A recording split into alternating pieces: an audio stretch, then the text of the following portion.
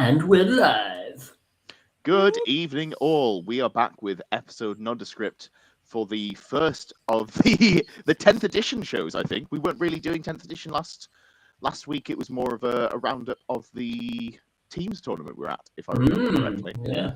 But my brain is full of mush, so I could be telling absolute lies.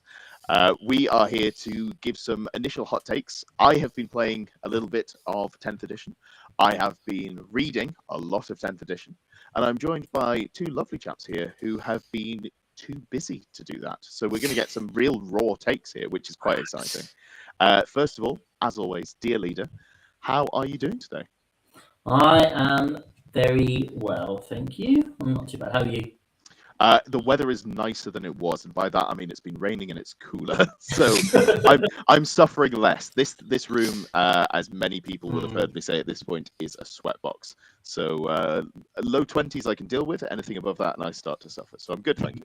Recovered from your streaming sesh of No, not at all. No. Because I came out of it on Friday, and then I went to a lovely barbecue on Saturday, which took up most of my day, and that was relaxing-ish, but I don't recharge well with people. And then I came home, and on Sunday I played 2 games. And what else did I do? There was something else that was time consuming on Sunday. Anyway, basically I spent my Sunday doing Warhammer. Then I came home and I played Warhammer on Monday after work, and now we're here. So it's been Warhammer. pretty full on. Warhammer. Yep. Yeah. What could be better, honestly? Well, what could you want in life? I can't. Yeah. Fantastic. So you really haven't been up to much, have you? You've been doing a little bit of noodling around with the new rules, but not much more than that. Yeah, so I've obviously we were waiting for like the rules to drop and the points and stuff. And Eldar kind of obviously they're making waves, as we will talk about. But I will but yeah, I've just kind of been building a few of those models as I'm going to get a chance to just relax. But like all of Saturday and Sunday basically worked, so I didn't really get any hobby time then. So yeah, it's not been as progressive as I would like. But you know, I also tentatively just sat here waiting for the day one release. Like, is anything going to change? So I'm hoping so. I really hope so. And it does make, because we're both going to be playing Aeldari in the league, it makes list building very difficult because you go, well, what do my list looks like without a Wraith Knight?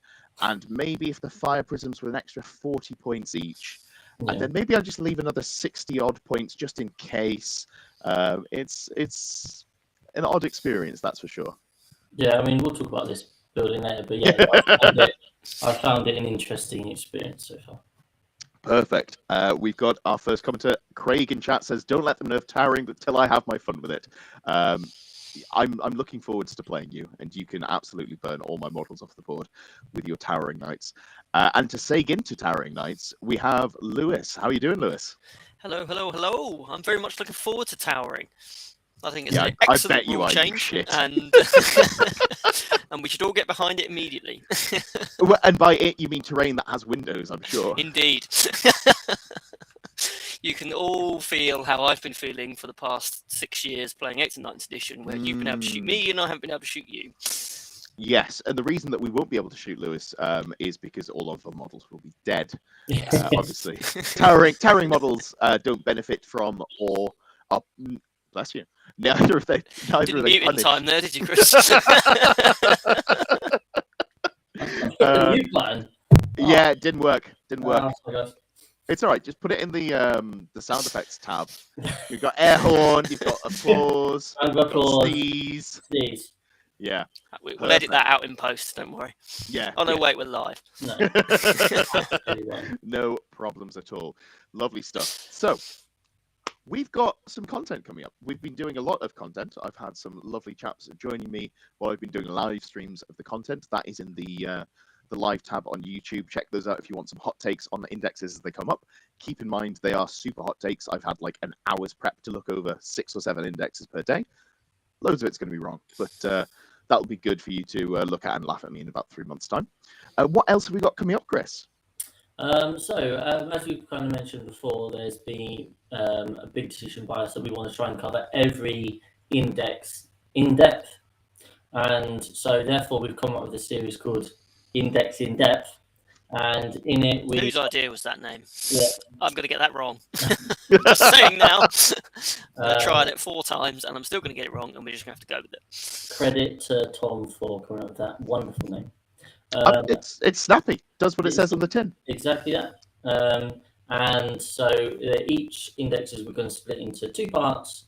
The first one is going to be looking at the army rule, the enhancements, the stratagems, and then the second part is looking at the key data sheets and kind of how you might want to go about building lists. They're supposed to be snappy, kind of around 10 minutes in length, and you'd want to be using them just to get an overall idea of the armies, but in terms of how to build and play them, but also how to play against them. I think, when there's so much brand new information being fired out there, we can't all be just rereading them online all the time.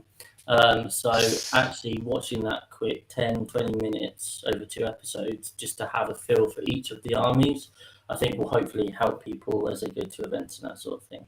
So we've got Drakari and GSC part 1 out so far. Tomorrow we'll put out part 2 of Drakari. Friday will be part 2 of, or Thursday, whatever, will be part 2 of GSC, and then we'll go from there. We've got various members of the team have been given indexes to kind of read and prepare for, and put out there. So that's kind of the main stuff. Whilst we'll also, obviously, over the next week or 2, start playing some games, doing some battle reports, doing the league, letting you guys know how the league going, all the fun stuff. Absolutely. Fantastic. Good stuff there. Always great to have a primer. Just as important as building your models is priming them, and just as important as reading the rules is having a primer, so you don't actually have to read them and you can just trust someone else to give you the important details there. Why think if you don't have to? That's what I always say. He says for the first time. Fantastic. So,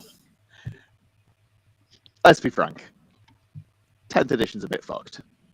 So we're not going to go super into depth with it because I think everyone's done it. I would absolutely recommend the most recent episode of Fireside Chat. Vic and David. I've put him on his name. Vic and David go into great detail about the issues, what they think are some fixes. We're just going to go through a little bit of a summary. If you'd rather watch a 2-hour podcast instead of a 30-minute snappy video, totally understandable. So we'll go into a little bit of detail over some of the main issues that we see and talk about some solutions. Obviously, we're not game designers, but it's fun to spitball some ideas. So we'll see what we come up with. The first one on my list is Overwatch. For anyone who doesn't know, Overwatch is a stratagem where you can, when a unit starts or ends a move, advance, charge, I think that's it. But it also includes when someone deep strikes in near you, comes in from strat reserve, you get to pick one of your units within 24 inches of them and then shoot as if it's your shooting phase, but you only hit on 6s. Which sounds not too unreasonable. However, there are a couple of issues with that one, being flamers. If you're a faction that has good flamers, if you have towering, so things can't sit behind terrain and can't be obscured, or then the usual is the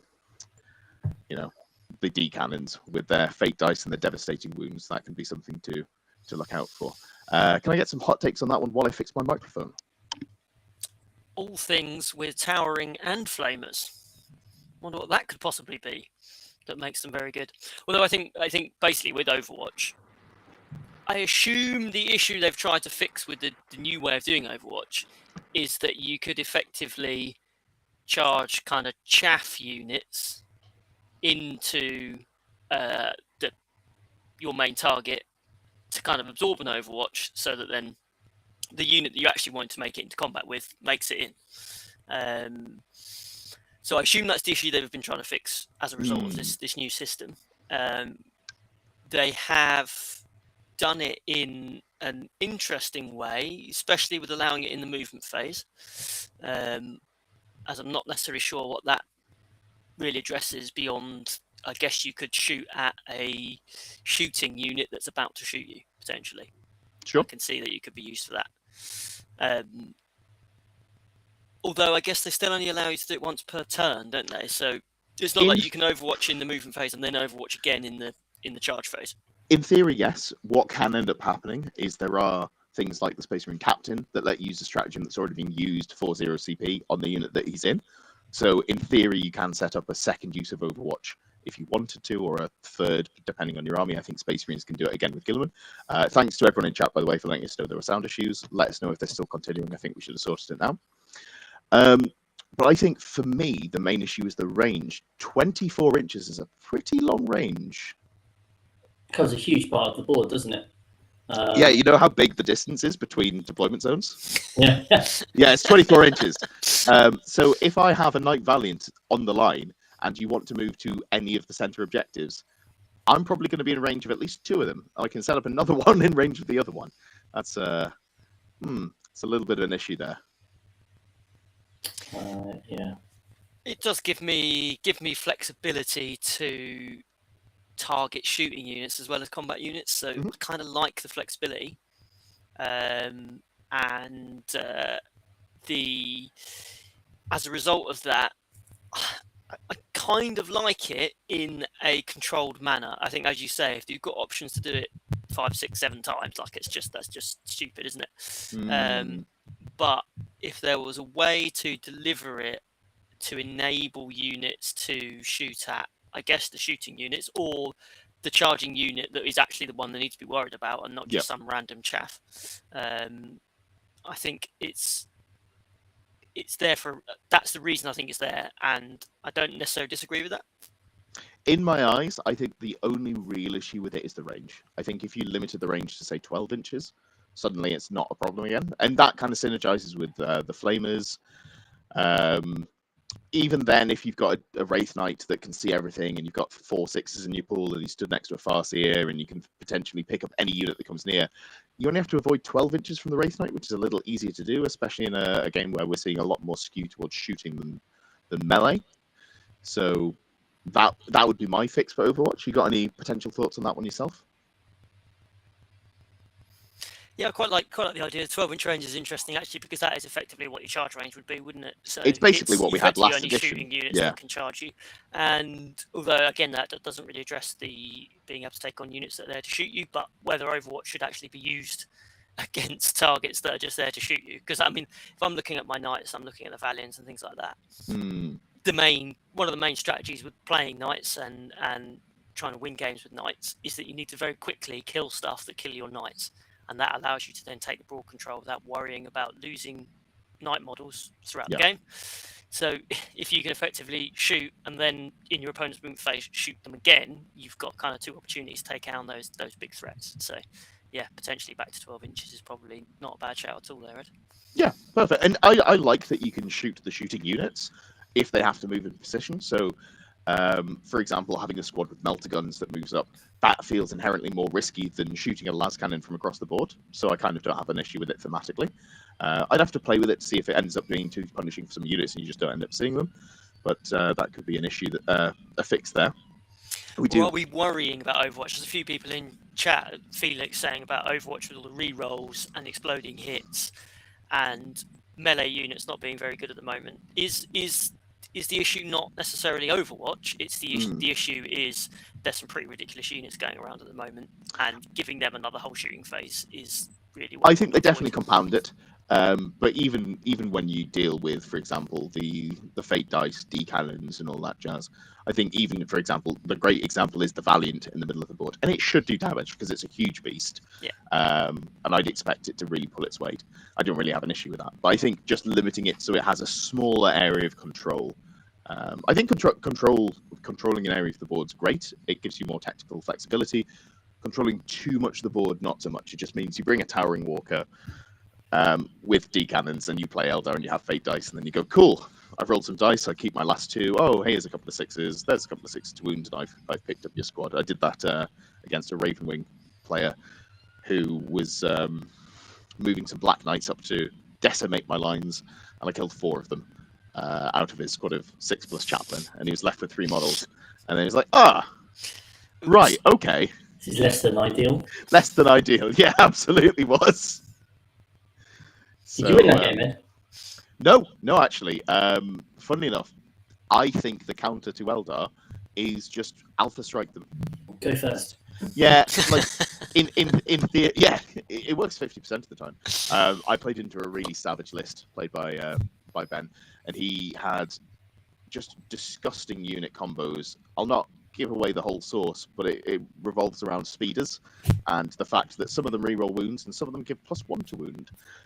Turns out that's a great combination when you've got some high output of damage that also moves 14 inches at a time. Really solid. Also, the boards I'm finding quite difficult to find the board. The first game of 10th I played was on the exhibition board that they had for Games Workshop. You know, the stream. They revealed it on. Found someone who'd made a map of that. I thought, oh, cool, this is a 10th edition board. We'll play that. It wasn't good because I Paul had power. enjoyed it, though. Yeah. Paul was very pleased with that. But yeah, so maps. Has the UKTC released Not new yet. layouts yet? There is. I think they've said that they're going to be revealing what they're doing at Bristol. Right. Whether or not that is just saying, you know, we're going to be doing roughly this is our idea, or if they're going to be releasing map packs, I don't know.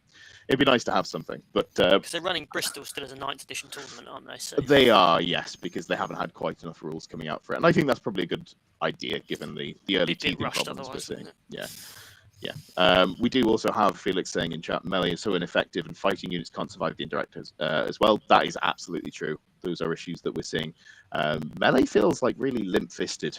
I've not found much melee that I want to put in my list. I did play a solitaire in all 3 of my games, and absolute hero.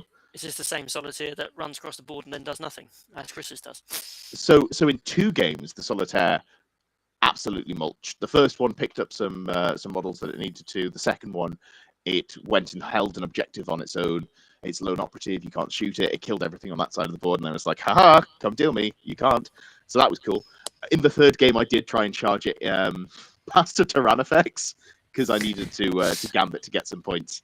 And a 3-up invuln doesn't go that far when you've only got 2 wounds remaining, and it has a 2 damage flamer that wounds on 2s. And then Davey rolls, I think it was like 10 shots or something. So it was a little upsetting because I got down to the last 2 dice. I failed, and I had a fate dice to burn on it. I rolled a 2. I was like, cool, I CP this one, and I rolled a 2 again. If I'd passed that, he'd have survived. I'd have been an absolute hero. I'd have charged and, you know, picked up the Tyrannofex, maybe. I just wanted to get my point more than anything else. But yeah, it was worth the gamble, I thought. Definitely. All right, let's just take into the other one here, Indirect. I'm not sure what they're doing with Indirect. And by that, I mean, they very recently changed the game to make Indirect not effective in 9th edition. They brought out what I thought was actually a really good rule. You get -1 to your AP, and you get -1 to your ballistic skill when you're shooting Indirect, unless anything in the unit can see, which turns out might be a little too forgiving, just the way that it ends up working with like support weapons in squads of 3 in 9th edition. Obviously not an issue now. But then they changed it, so now it's -1 to hit, and it is cover. So that's worse in every way, because you can't stack minus modifiers. Giving cover is no good because you're probably going to be stood in cover anyway if you're being shot at by Indirect, so you're not getting the double bonus. And then half of the units that they've written with Indirect ignore all the penalties. I don't understand what the thought process there is. And it's really baffling because it's a change. I guess the answer would be they had these rules ready to go well before they made that change back in January, which is possible. But I don't know. I'm hoping for day 1 patch. I'm feeling actually fairly optimistic that we're going to get a lot of things fixed day 1. If it gets to Tuesday and we haven't had anything, maybe, you know, a slow tear falls from the eye and I start planning how to ruin the league by playing only fire prisms and wraiths. But what is the magic number of wraith knights? That's the real question. Funnily enough, apparently the good players are testing 2 and 3, which I get for redundancy. But I've settled on 2. I'm struggling to fit everything I want into a list with only 1. Oh, yeah, it's not a list I like. Pure greed. I'm just going, but then I want the Shroud Runners so I can get the lethal hits. Then I want the Viper so I can ignore cover. And I've got to have the big unit of 9 bikes with the Farseer, attach them so I can farm more fate dice. Oh, and then it'd be really cool to have a troop and a solitaire and a whatever the transport called, and I need some guardians to put with my foots here because I want to give one -1 to win. And you see how it kind of all spins out. And just had a vision of you in a sweet shop, Ed. That's taught me something about you. Exactly how I think that's really hurtful, Lewis, given that we were just talking about how I'd been sat on my arse eating shit for the last 2 years, and how I was really powering through and eating healthily recently. Feels like a bit. It of a wouldn't be a 6+ podcast if I didn't abuse you. Take a dig at me. Yeah. As my nemesis, that is absolutely understandable and holy shit. Elo Wuzzle with the $20 super chat. Thanks for all the NX breakdowns. Thank you so much. Oh, that's very kind of you. Not only for the donation there, which is really appreciated, but also for being one of the viewers who was there pretty much every day, keeping me going. There were a few of you who absolutely kept my sanity, especially when I was doing the streams on my own. So really appreciated that. Oh, I didn't even watch all those streams, and I'm part of 6++. No one should have watched all those streams. So the fact that some people were there pretty much every day, I really appreciate. No, definitely. Lovely stuff. So where were we? On the indirect point, yeah. If we may circle back to it, I share your optimism, Ed. And bear in mind, this is for those of you who listened to the podcast 2 weeks ago. I was in a pretty angry state about 10th edition, and they still have taken away my big yellow tank, which I'm not over, but I'm starting to mellow out a little bit. But no, I think they already know indirect fire is a serious problem in any game, and they know it's important to get rid of it. As you say, I suspect some of these rules were written before they'd really realised the scope of what they were dealing with, and therefore would suggest there will be some changes on day one. But the only thing that slightly concerns me in that front is that the points, all they've released on the points wise so far is electronic. So if they want to go in and change indirect points, knowing the fact that the rules they wrote a year ago now don't quite work, given people's opinion on indirect, they could probably have made quite last minute changes to a lot of those indirect units and bumped the points up by 20%. Yeah, which I'm might not have really gone away sure to... why they didn't do that. Yeah, which then that does slightly worry me. Because why have they had them so cheap? Because you expect them to bring in changes day one. So I don't expect them to be out. But also, it feels like they could have just changed things in the rules before they release them. Obviously, the stuff that goes to print, that's going to kind of suck. And they're going to go, hey, guys, look, we're sorry. We've had to change some things. We've realized that it was bad. Sucks, but it's better than a broken game. But, yeah, we'll see what we get on day one there. Yeah, the points is a great point, especially because the guard indirect is pretty wild. It's like 100 points. Everything like plus or minus 10 points, something like that. 110 plus or minus 10, something along those lines. Everything is wild. Existence says if they're maintaining the 9th edition way of doing points, things will stay digital only. Yeah, no, I assume they will do. Points are the easy one to change. It's the rules, and I think they should change some of the fundamental rules, like indirect, or just the things on the data sheets. Like, I don't understand why Space Marine Desolation Marines get to ignore all the penalties of indirect. That seems odd. Or just take our Forge World approach that we came up with 2 weeks ago and just point everything to a level where it's okay, but just a little bit rubbish in terms of how expensive it all is. Yeah. Those players that love Basilisks and love all those units will still use them because they like them. Mm-hmm. And they're not pointed to a point where they're awful, but they're also not oppressive for the rest of the game. Yes. No, I think indirect and planes are the two things that when they're good, they are miserable to play against. So I'd rather that they just didn't exist in the game, personally, in a meaningful way, anyway. Elo Wuzzle says, if you can't be balanced, you get to be bad by Ennis. I haven't heard him say that, but that does sound like something he'd say. I didn't sound anywhere near angry enough when I said that. Or Scottish enough. Yeah, but I don't, if I do the accent, someone might accuse me of a hate crime, and I think that would be fair, because it would not be a good accent. Lovely. What else were we talking about? Melee. Melee's just looking... Now, this I am interested in. As someone that has not followed all of the rules and all the updates, everyone seems to be saying Melee is bad, so I'd be really interested there to see what you think. And why a couple of guys in the chat think Melee is really, really bad as well. So, a great leaping off point is Aeldari. Eldar have been typically a faction that is super fragile, super fast, hits you super hard in melee, but then evaporates when they get touched back. So you've got to do really good positional plays. I say that Eldar books come out, they're super cheap, everything's broken, but then sort of 6 months down the line, 12 months down the line after things are fixed, they have to play quite smart with their melee trade units. That's typically how it's gone. I don't see that happening in this book. The melee's really underwhelming. I don't see a good melee unit in that book that I want to run. Striking Scorpions is about the closest. I think they killed something like 3 Marines, 5 Striking Scorpions, which is fine, but when you're coming from last edition with the Exarch, with the upgrades, and yes, they cost a little bit more, but you don't have the flexibility of tailoring squads to be like, oh, so I need to take 7 now to kill Marines. You just got to be like, I take 10, and there's no flexibility there. Or I take 5 and I put Commanders in, which is probably legitimately a good choice. But it's 175 points, and I don't love missiling off 175 points to trade into a 100-point intercessor squad. That's not when you've got so many other, or you've got other points efficient units that do the job from further away. Yeah, absolutely. It's very much a shoot and go first meta at the moment. So what have they changed about striking Scorpions in terms of melee that's made them so rubbish? And just as an example, whether this is indicative of the wider basic system. thing is that everything, all that like the AP got squatted and the rules on data sheets went down. So I can't remember. I think it's been a little while since I looked. I think Striking Scorpions are now AP 0, whereas they used to be AP 1.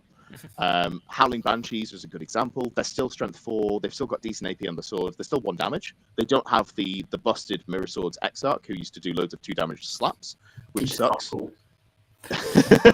Who in theory did loads of 2 damage slaps. Whenever someone played Tau into my Eldar, she absolutely picked up models, so I don't know what you're talking about. I was using the wrong one then. It was never you, but other players did it to me. But they lost them +1 to wound on their data sheet. Yeah. So suddenly they go from wounding Marines on 3s to wounding on 4s, and I think the AP's gone down by 1, if my memory's correct. It's just like everything's just that little bit worse, but to the point where it doesn't actually work. And then you combine it with the Indirect, and you can't have cheap squads staging because they're going to die to, 4 Desolation Marines or what have you. It's they've achieved their stated goal of making things more resilient in the melee phase, and they have not achieved that goal in the shooting phase, which is not the best way melee around. Is now a lot worse. I'd rather it was the other way around. And with so much potent shooting, you've got to try and get there. And as Ed says, you've got the Indirect and you've got the towering stuff, which is just going to blast you. So it's kind of like, why, when you've got something which is really powerful, the shooting, where you can sit in your deployment zone and just do it.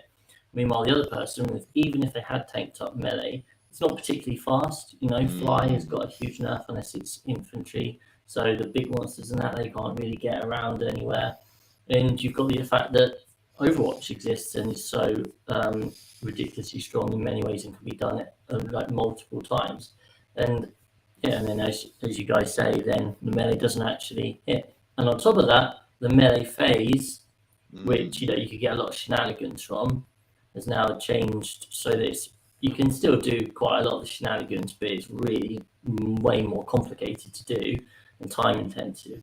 And it just creates this overall picture of, fuck it, I'm just going to sit here because my most important sufficient units are the shooting. When you look at the Eldar Codex, like I've been playing in IO for ages now, and I really enjoy all those combat units, but there's no way you can look at those Banshees and go, yes, that is a good expenditure of points. There's no way you can even look at the Scorpions in all reality.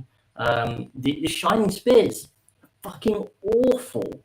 Like these units, which had so much character and punch on their Exarchs and stuff, I mean, Shining Spears maybe not so much, but they've lost all of that. There is no reason to take those in your list. Yeah. Absolutely not. The Harlequin troops, proper cack. Like I'm actually kind of feeling the Harlequin troops. Oh no. Here's the thing: I didn't play Eldar last edition, so I'm not looking at it from what I've lost. I'm looking at it like, okay, 75 points. I want to take a solitaire. I need to take a book to put them in. I don't hate it. They're not what they were. That is absolutely true. Yeah.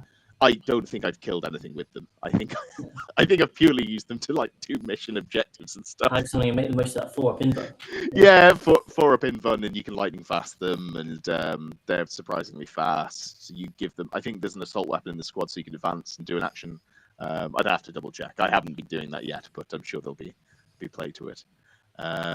I think Existence makes a good point in the chat. Things like the anti-vehicle weapons in combat, things like power fists and stuff like that, which is what, in my initial thought, was why melee would be a lot worse, because vehicles are likely to be more prevalent and they're so much tougher that even a power fist is now wounding most vehicles on 5s instead of 4s and 3s. So I think that's significant. The general power level of combat isn't there. You haven't got the high strength, whereas you have got that on some of the guns, and on all the guns have been you've got toned up, the rerolls. So I quite like that though. Well, I quite like where melee is in terms of like power fists and stuff into vehicles. Well, I don't know if there is an easy solution, because it's kind of data sheet things that need changing, or you just make melee units cheaper and then you can take more of them, which I think is a bad solution. I think it's very difficult to fix that one whole cloth. Whereas some of the other things that we're going to talk about, you could literally just change the keyword. This one, I think you've got to be like, okay, Banshees get this rule on their data sheet. They get +1 to wound again.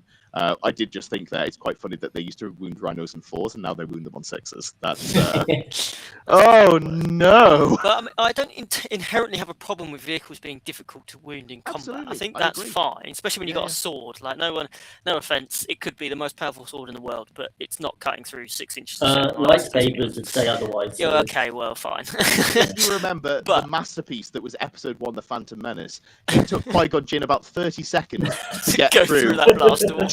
Like maybe 6 inches of something. We'll call it ceramite for comparison purposes. The droidicars! Yeah, absolutely. Hey, Celestine, good to see you. We're on the Star Wars arc now. Yeah, this is not a 4K podcast anymore. Jar Jar Binks is going to show up in a minute. Oh, yeah. Oh, don't do that. I was about to. That'll kill a conversation. Yeah, that's... So we assume then, I take from your words there, Ed, that melee, they've achieved their goal of making things less powerful, and that inherently isn't necessarily a problem. The problem is that shooting is still really, really powerful. So do we need to live in a world where shooting gets that big premium gets put on good shooting units? In terms of points, because that would, I guess, suggest mean that you didn't need to make any data sheet changes. You'd use the points to make actually good anti-vehicle or really good infantry shooting is a lot more expensive. Yeah. And I wonder then if you also address the other stated aim, which was to try and make the games run a bit faster. Instead of making melee units really cheap, so you've got 45 units of striking scorpions, you suddenly are in a position where you don't have many units in terms of shooting units because they are quite expensive. That would require quite a whole-scale change to a lot of points, but then you wouldn't need to change data sheets.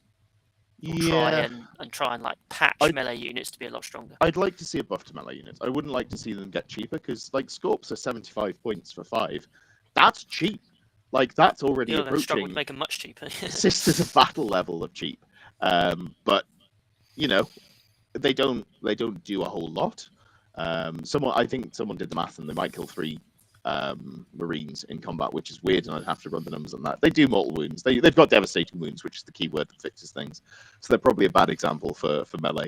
But yeah, Paint Celestine says, I feel they hit melee too hard with AP and strength hits in melee. I agree. I think it is a little under where it wants to be, but I think it's low down on my list of priorities to fix, to be honest. I think there are things that make the game too killy, and I'd rather fix those and then sort of build up everything else instead of overcorrecting on those as well. I'd probably worth jumping in on Paint Celestine's other point. Let's have a sisters moment that More Than Val is now bad. Again, this has just come from one read, Paint Celestine, so do jump in with what your thoughts are here. But Val, from when I've seen her being played, is basically there to give rerolls to units around her, a unit around her currently, sometimes herself, a lot of the time you give it to herself, and then she's there to be a bit of a beat stick in combat. I think now you can put her with the Paragon Warsuits. And the re-rolls affect both her and the Warsuits that she's a part of. So that re-roll aspect is effectively what it was before. In fact, it's actually better than what it was before, because you can be effectively doing 2 units with it. You're doing her and the Warsuits, which is who you'd probably do it on before, other than potentially Repentia and things like that. So I think her buff might have got better, potentially. Combat-wise, I think if we're on the page of melee not being quite as good, I think she probably has got worse in melee, but that's not necessarily her fault. That's just a wider thing with the game. So I'd be interested in proper sisters players opinions like on that. That is some hot takes on Celestine. Not Celestine, the Val. Or more Yeah. Val, yeah. I think Celestine looks fine from my initial read through. Does she still come back to life? That's the question. She does, yeah. Val definitely Excellent. lost a lot of her survivability. She no longer has the half damage, which is a bit of a nerf. But I am interested to see how she runs with the Paragon Warsuits. If we move away from a world where D weapons are a thing, then maybe she won't feel as squishy as she does. So let's just go straight to it. Devastating wounds. I have strong feelings on this matter, even though I'm playing the army that does the worst on them. I don't even think that. I think it's incompetence, which is really sad to say. But before I have a bit of a soapbox, because I've had my chance to do it, Chris, devastating wounds. You got any initial thoughts on those? I think they're a really nice idea if they are monitored and very specially taken care of them with the rules writing. I think when we first had, you take a lot of the vehicles have gone up in toughness, and a lot of the anti-vehicle stuff, a lot of it actually doesn't quite match that. So all of a sudden, your anti-vehicle stuff isn't great. So you're like, oh, okay, well, actually, maybe these devastating wounds they go through, they might help the situation. The fundamental issue is that they, when combined with rerolls, when combined with anti-X, and when combined with Eldar Fate Dice, just create a situation where their power is far beyond what it should be. And when you've got a Wraith Knight, which, cool, it's got 2d3 shots on its 2 Wraith cannons, that's probably going to kill a vehicle, and actually the devastating wounds surely don't matter that much. Well, actually, they really do, because suddenly that is now an amazing anti-infantry, anti-elite, anti-quad, and anti-tank gun. Yeah, it's an anti-everything, that's for sure. And therefore, fundamentally, I think the idea is fine. I just think they've done their classic thing of, we'll be really careful. When you look at you compare certain armies, and like the amount of devastating wounds certain armies can put out compared to others is crazy. And I remember hearing like the WTC guys, the very first thing they were like, right, what can we try and break in this game? Because obviously all the countries are trying to break it for WTC in August. What's the first thing you're going to try and break? Mortal wounds. It's happened before with like librarians where people were spamming smite and that sort of thing. And now it's let's break devastating wounds. I mean, it's not taken a genius or a master to work out how to break it. It literally took 1 day for Death Watch. It took under that for Wraith Knights with D cannons and support platforms and stuff. But it's just a bizarre thing. Or we'll create this mechanic where it's really powerful, and then we'll just give a load of opportunities for certain armies to abuse it. It's the ubiquity, isn't it? Because I think actually, Ed, I think I probably come down on Chris's side in that I think the mechanic is really good, because I think it gives some of these like one-shot weapons and these super powerful weapons a way to interact against their chosen targets in a way that kind of gets around some of the resilience, things like invulnerable saves and stuff like that, without getting into a kind of system like we had towards the end of the 9th, where I've got a really good save. Oh, I ignore that. Oh, but I do this. Oh, I also ignore that. I ignore that. I ignore that. I ignore that. So instead of having to like cancel out different saves, it gives you it gives games much of a mechanic to kind of go straight to the damage step. So again, it's a cliche, but we look at the Thundercall Harpoon on the Valiant. It's one shot, okay? It's one shot, and it has devastating wounds on anti-vehicle, anti-monster 4+. So 4+ to wound, it'll do 12 more to wound instead of doing air damage.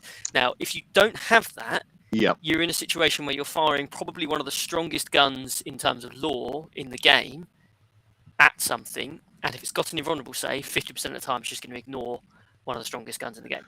Now, so that doesn't necessarily feel great. Quick point, to quote Bane, if they changed it, some things will be bad. And I'm sorry, Valiant, they'll be expecting one of us in the wreckage, brother! And I will cry no tears for it. I think it'll still be good. But just to quickly, why not just have it devastating wounds be ignores invuns and saves? It just goes straight to the damage step. It does the same thing, but it doesn't. Yeah, that would solve the issue against infantry, wouldn't it? Although actually what I probably think is that they've kind of done anti-X and devastating wounds if your devastating wounds was your anti, so i.e. Thunderclaw Harpoon gets devastating wounds against vehicles and monsters only, Okay. you effectively combine those two keywords together so that your devastating wounds applies to certain targets. So you're right, a harpoon is not So you going So to Ray kill. Cannon can't do 12 you could do guardsmen. 6 mortals to. You could write it like, let's just call it anti for the sake. Oh no, call it devastating wounds just for context. So you could call it devastating wounds vehicle 4+, and you want a 4+, you do devastating wounds. Okay, I actually quite like that. I think that's quite a smooth change. And I think, I mean, obviously things like the Wraith Knight, the main issue with the Wraith Knight is not necessarily the fact it's got devastating wounds, is that it just basically guarantees devastating wounds because of the fate dice and things like that. Yes. So I think there's another mechanic there that needs to be removed. I think you take that away from Wraith Knights, so suddenly they start looking at the Well. It's not.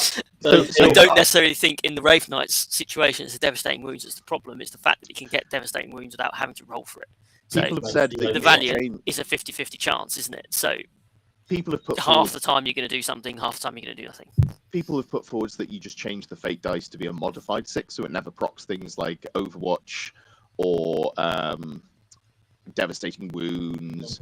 I don't want to see that happen. I want to see them fix the core issue with the rule. Incredibly selfishly, I want to play the Death Jester, and I want to come to someone and be like, I'm so sorry, I'm rolling 1 dice, I'm turning it to a 6, and I'm taking these 2 6s out my pile, and you are taking 12 shuriken shots. You know, I'm sorry to do this to you. I'm not sorry at all. That's where I want to use my fate dice, but I won't be because I'll be using them on the Wraith Cannons. Yeah, exactly. That's for sure. So I actually think that's a good opinion. But this is why you're wrong. You just agree with me. So you're lucky I'm sitting down. I would have passed out. Right. I think that would be a good change. I don't want to see that change. I want them to just basically kill the keyword. I want them to change it from what it was in 9th edition. Devastating wounds on a 6 on a critical hit to wound. You take 1 mortal wound in addition to the normal damage. This makes it dog shit, and it fixes the game. it basically squats it, and it would make the Thundercall Harpoon significantly worse. And that sucks because it's a really fun, flavorful unit. But all of the things that can just break it in the game, if you've got stupid anti-fly with devastating, if you've got twin linked and devastating, if you've got the only thing it doesn't fix is damage 1, which weirdly gets better with this change, but that's much easier to root out than just go, oh shit, we've kind of just printed devastating wounds on like 12 to 15 pages in each index, apart from Death Guard. It ought to be for the biggest, baddest weapons. It should be railguns. It should be Wraith harpoons. Knights. It should be D-cannon. So I think the D-cannon should have a mechanic where it just goes, no, you've been sucked into the warp. Good fucking bye. Yeah. It just shouldn't happen every single time you shoot the thing. And it also shouldn't be on random weapons that aren't actually that impressive. It should be on, this is an apocalyptic. You get hit by this, there's a good chance you just don't exist anymore. Stern Guard get it, right? Why? Why? Why do they not have on 6s they get extra AP or something like that? Yeah. The sad Why do they thing... not have a slightly more toned? They don't have to go straight to devastating wounds. There's a lot more. The sad thing is Stern Guard feel how Marines with bolters should feel. They should be a force to be reckoned with, but they're too good because devastating wounds, and you can do some real jank with them. I don't think they're like significantly too good. I think they're just so good that you see them in every list, which is too good. They are very cheap. I was playing my first game in end of 10th edition, and I overwatched some Stern Guard as they walked up, and I killed, I think, 6 of the 10. And there was Azrael and Apothecary in there as well. And then he shot and he killed almost my entire Windrider Jetlight squad. And I was like, oh, I thought I was safe. This is not okay. And there were some very good rolls with that heavy bolter. But damn, son, where you find those? That was wild. Garrett says Dev Wounds are killing the game. It's not even fun. I think, yeah, you're right. It's not fun. And I'm saying that as someone who has been spamming them, just because I'm practicing for what competitive lists are going to be. Just a shout out as well to Mike Cheng, who's appeared on the chat. Death Guard player. Actually, I've never seen anyone play Death Guard the way that Mike plays them at the most recent Saffron Walden GT. Yeah, he did really literally incredible. He got things out of that army I didn't even think were possible. So if he's saying rest in peace, Death Guard, then life cannot be good for poor Mike. Yeah, no, it's So let's have a quick seg into AdMech and I think we don't need to talk about Space Wolf, AdMech and Death Guard, because I don't think you can fix them with points. You can make them playable with points in the way that Necrons were pretty good at one point in 9th edition, but the index is bad. It's really anti-synergistic. It doesn't feel good. I'm not seeing much in there that makes me go, oh, this is cool combo. I'm really excited to play this. It's just, it feels like a chore to put those models on the table. And I don't know how they fix that other than just go, I guess we released the codex and it's good. You hope so. I mean, yeah, AdMech have got a codex coming up soon, haven't they? They're one of the first codexes, so Oh, Lord. hopefully you don't have to I wait hope too it's long. different. I mean, obviously I played Direct for quite a while, and when I came back to them quite recently at the end of 9th, actually they were quite enjoyable. There was, although obviously the command phase was ridiculous, actually there was a lot of play and a lot of tactical knives you had to use, and a lot of tricks and stuff you could use. And they were a very tactically challenging army, but when you got it right, it was really satisfying. I haven't done any research into them currently. All I've done is read a little bit online, and I read the Goonhammer article. If you aren't aware, Goonhammer, the guy that wrote the Index review, also did a run episode as well, and it's very amusing. It is. And it basically just tears the Index a new one. And I think that reading that article just kind of sums up everything I feel is wrong at the moment. Is that how, when you're starting a brand new game system and you're creating from scratch all of these new units and armies, how can you get such a disparity between different armies? How can you honestly look at the end result of AdMech and compare it to the end result of some of the other armies and go, yes, we have done this correctly. We have pointed these things efficiently. I know Gaylard used the example of the disintegrator, the outline of sight tank, which is nearly 200 points, and you compare that to something like the marine tanks and that sort of thing, or the guard tanks, which are like 100 points. And it's just, they've just missed the mark so incredibly wide that it's incomprehensible. And different people writing it. So in 9th edition, they tested the codexes in pods, and it didn't seem like they played between those pods. So that's how you got the power level of, like, Tau, Custodes, Nids, and you're like, oh, all of these are kind of in the same pool, but Nids was obviously stronger. And then you had armies that were released that were much more a sort of like acceptable level, but just got absolutely fucking destroyed because, I was out here devouring biomass without any, taking no prisoners. It's I'm assuming they've done the same here.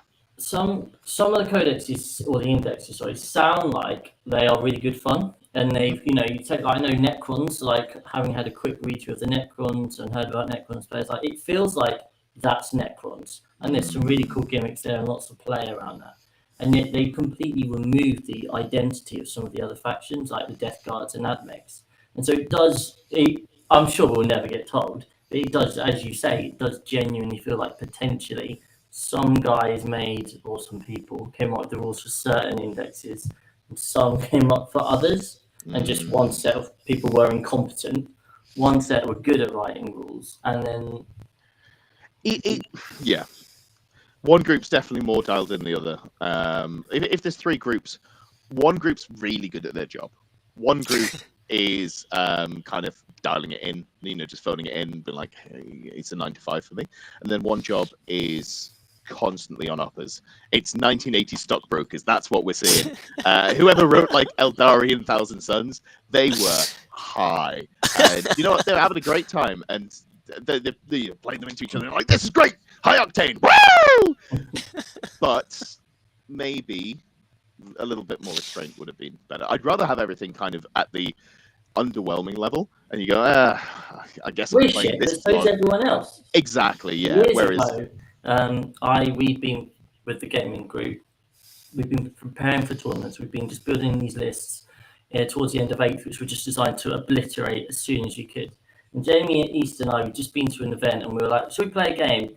You take your Blood Angels, I'll take my Space Wolves. And at that time, Space Marines were awful. Yeah. And we ran into each other and just hit each other on 3s and wounded each other on 4s. And it was so much fun. because you didn't have this concern that one false move and I've lost half my army. Yeah. It was tactical. You were constantly trying to work it around how can you get that advantage, because the game wasn't killy, so you couldn't really kill each other anywhere near as quickly. I'm not interested in that AOS move towards the middle and just slap each other for a while until someone buckles. But I think just that playing that, it's just fun. It was one of the most fun games I've had, considering what we were using and that sort of thing. And hey, if everyone's crap and can't really kill each other or kills each other slowly, cool. I mean, if you take all the worst competitive times, it's always been because of the Alpha Strike, and it's a coin flip on who goes first.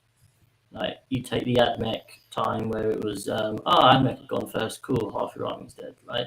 That's when it goes wrong, and they just seem to keep doing it regularly. There are these times where, we've accidentally given this army the ability to wipe out most of the opposing army in one turn. Like, the game's supposed to last 5 turns. Like, I think something that they didn't take into context when they were looking at the sort of damage, if they did anything about how much damage things are going to do, they didn't really account for Overwatch as well, because you can kill a surprising amount if you tool for Overwatch. Like especially the Wraith Knight. I think I killed something daft like 5 or 6 Terminators with a Wraith Knight in my opponent's turn, and it's like, okay, cool. So I guess they stay hidden, and I shoot other things now for a little while. Unreasonable.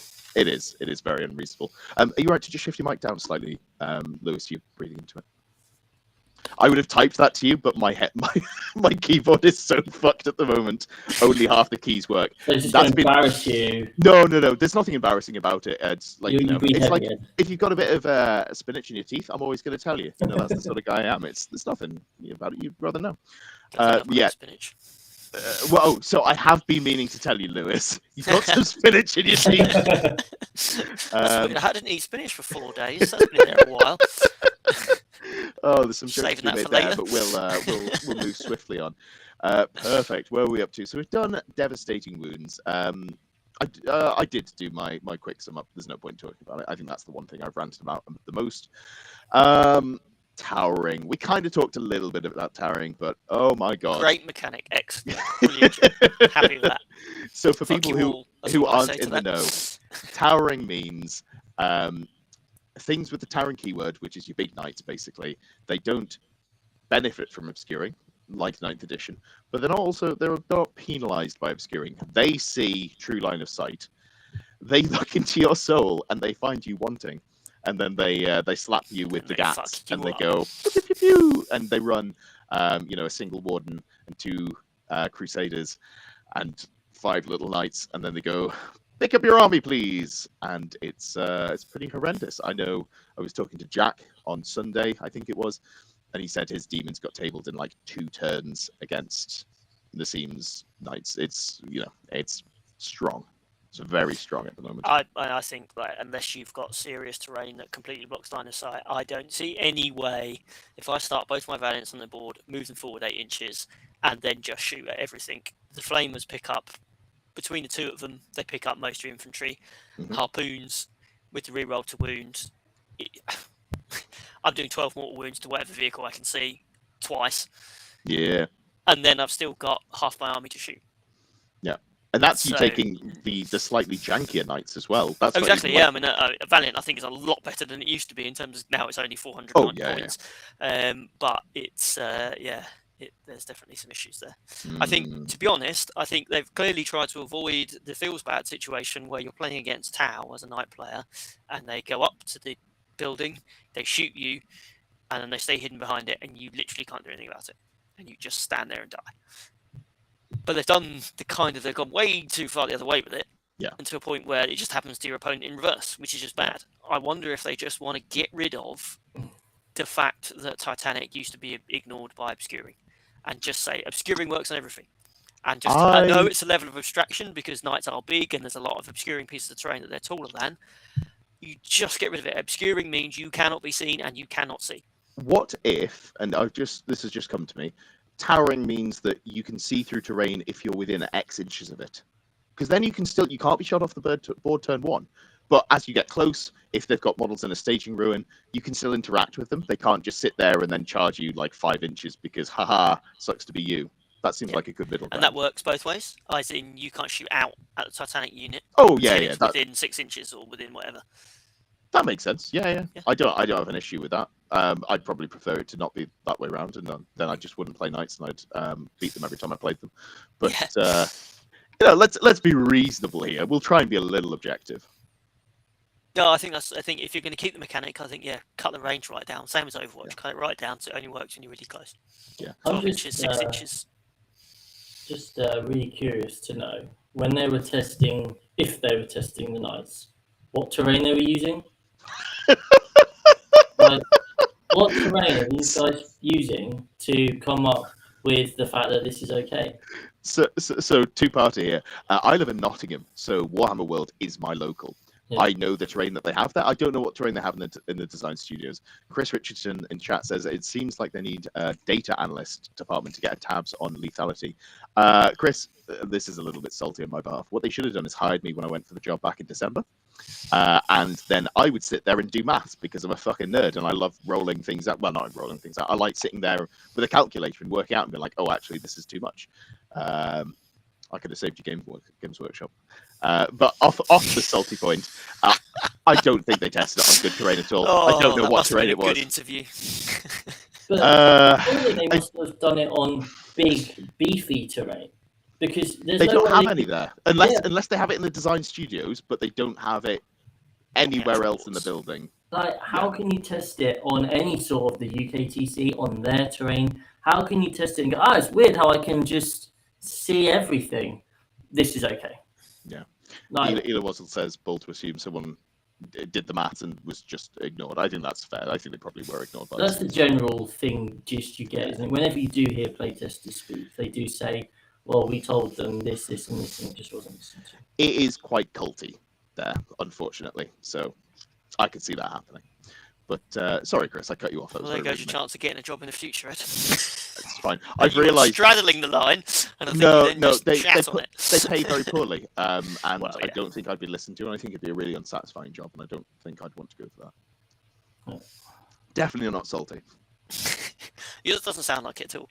I wonder, actually, it'd be interesting to see how UKTC starts ruling its terrain. I wonder if we're back in the realm of all ground floor blocks line of sight completely, even if there's windows. But I'm just going to plug the Saffron Slam here. This is where fun terrain comes right in, because you tend to have big lumps of stuff which actually block line of sight.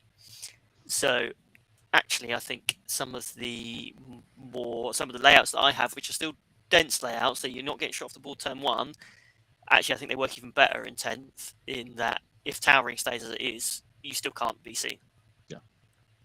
Yeah, so after my first game on TTS, we changed to playing with WTC boards from 9th edition. WTC is well known for having lots of big terrain, so they'll have typically 4 bits of proper line of sight that you can line of sight blocking terrain you can hide a knight behind. That helped. That meant that I really had to, I couldn't just target whatever I wanted. It was a more even killing field at that point. I couldn't just table someone turn 1, which is much more lame. Yeah, no, it's and hunters, mate. It's the way for it. Yeah. Lovely stuff. So towering, I think that one's a pretty easy fix. And terrain goes hand in hand with it. I'm really curious to see, as you've been saying, Lewis, what they're going to do with terrain, what their maps are going to be, what the UKTC are going to do. I'm sure as a terrain organizer, it's something that you're quite keen to see, so you can start planning to. 100%. And I think actually I was perhaps being naive in that, with all of the comms about it going to be a less lethal game, shooting wasn't going to be as strong, and games were going to actually not be quite as decided in the shooting phase, which obviously turned out to be complete bollocks. But with that in mind, I was actually looking forward to having to have slightly less dense boards to make up for the fact that I don't have like a set structure. Sure.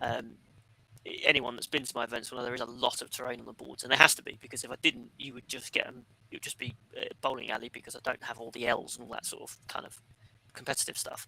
So I was hoping that I might be able to get away with having a little bit less, meaning I could have had more boards for the same amount of terrain that I've got. Therefore, I could make my events bigger faster. But it doesn't appear. Like, if anything, I might need to add more terrain to the existing boards. So we shall see. So yeah, it'd be really interesting from a tournament organizer perspective when that when the tournament pack comes out, when the match play pack comes out, and UKTC release their terrain layout or Games Workshop update their terrain layout, because a couple of the sets that I have towards the top end of the event, so as people start doing well, they'll play on competitive terrain. I've always followed the Games Workshop layouts. So I'll be really interested to see if they re-release layouts, which they must have to do for their big tournaments in the States. They've got an open in the next 2 months, I believe. So yes, I'm hoping that there must be a terrain layout, and it'd be really interesting to see like kind of favoured terrain layouts go into the tournament packs. So they say, here's your mission pack and here's terrain pack for each of these layouts, so that every single tournament organizer doesn't have to do their own set of maps. That'd be quite interesting. I'd like to see some suggested that people can build upon. Suggested, I guess it wouldn't have to be. Yeah. Everyone's got their own sets now, haven't they? But because I will say I didn't love the Games Workshop terrain in 9th edition. I didn't play on it much, but the games I did play on it, I didn't particularly enjoy. I didn't feel like it worked the way I wanted the game to play. But then I played a lot of UKTC. It made for a different type of game than UKTC. Yeah. If you were going to an event that entirely had Games Workshop terrain, I think you had to build very different lists than what you would have had to buy for the UK sets. Yeah.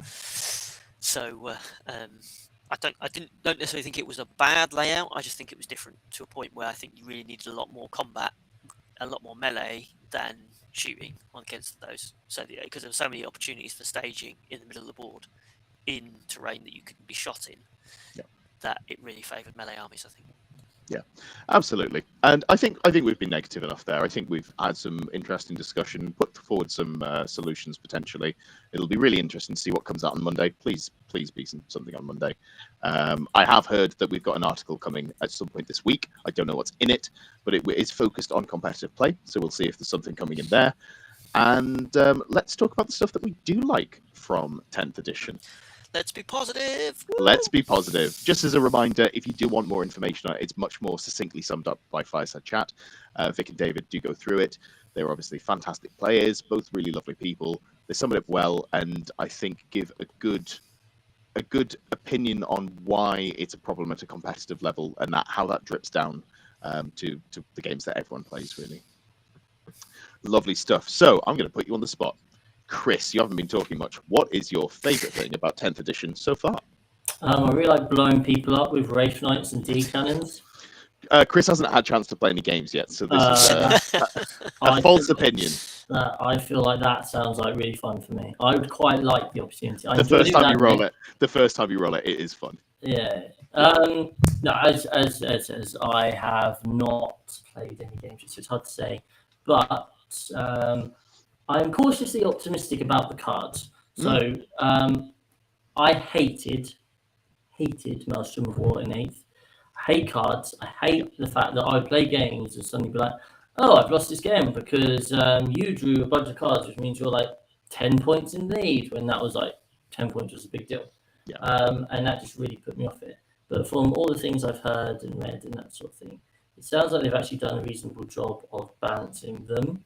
I quite enjoy the meme going around at the moment, which was just basically along the lines of no one cares about the cards, no one cares about any sort of points, it's just can you kill your opponent quicker than they can kill you at the moment. Yes. Which I, having played a lot of armies which don't necessarily do the killing, have to kind of play the score and just outpoint your opponent. I would miss that if it does just become a killing thing. So from what it sounds like, the cards are actually quite good. I'm glad the cards are all right, because if we were all stuck in fixed secondaries where, think about like towards the end of the night where we're bored of playing the same missions and picking the same secondaries all the time. And now you've got one less secondary to choose from. Like that's less than ideal, isn't it? So having that kind of that tactical element during the game of trying to play to your cards, I think as long as the cards are good, and it sounds like they are, I think that is a potential positive. What I like, and the murmurs around seem like competitively, some armies will actually use the cards instead of being fixed. So like most of the time you will. I don't know about most of the time, but I think, for example, armies like GSE could legitimately go for the cards if there's not like an easy plan. The fixed ones are hard to max, aren't they? Sure, but you can, like, for example, GSE can probably very easily max behind enemy lines and maybe take whatever else you put in there, and you probably score a pretty successful 45 or 40, whatever it is.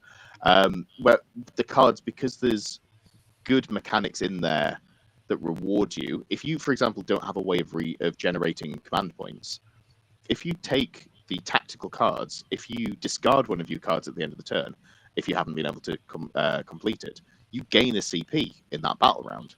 So that's just fodder, because you're only getting 10 CP over the course of a game. You can potentially go up to realistically 14, because if you discard a card at the end of turn 5, it doesn't matter that you've got CP there. But that's a pretty big boost to your tactical output with stratagems, which looks quite interesting.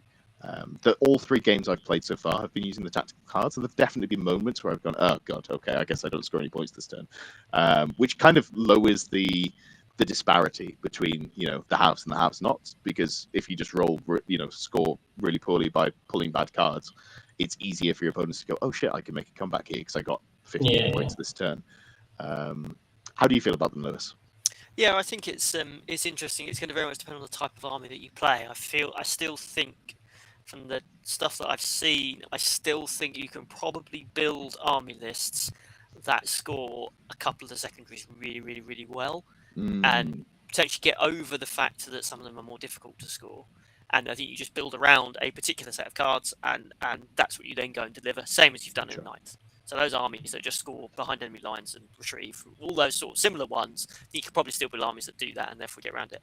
But I know for armies like Knights, where sometimes you've struggled for secondaries in the past, I think some of the newer Knight secondaries are actually quite good, but historically you've usually got 1 or 2 half decent ones, and then the last one you're literally just reliant on on whatever your opponent's got.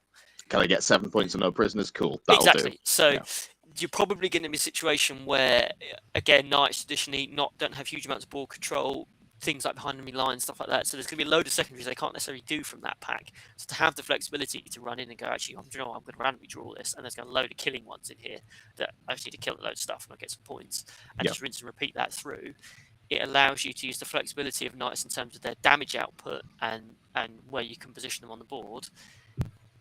That doesn't necessarily lock you into a particular way of playing. So you've just got huge amounts more flexibility that you can deploy your Knights where you need to go, and then just move through the game in a bit more of a random fashion. And means that you can probably spend 1 or 2 turns at the start of the game killing all the stuff that can kill you, and then you're left with 3 turns where you can actually then move quite freely across the board. And that's when your cards start mattering. I do what I want. Exactly. And actually, if you would kind of lock yourself into 2, you've probably missed 2 turns of scoring because you had to try and get rid of a load of stuff. So actually now you can just draw the cards and try and move your way through it. So again, tricky to know without playing loads of games with it to work out how it works. But I think it just gives a little bit more flexibility. And I think you can tailor the deck slightly as well, can't you? There's fewer cards in the deck. So there's not like 32 cards there. Sure. Yeah, it didn't feel like I was being punished too much when I drew. There is a 1 CP strat once per game to bin one off and draw a new one.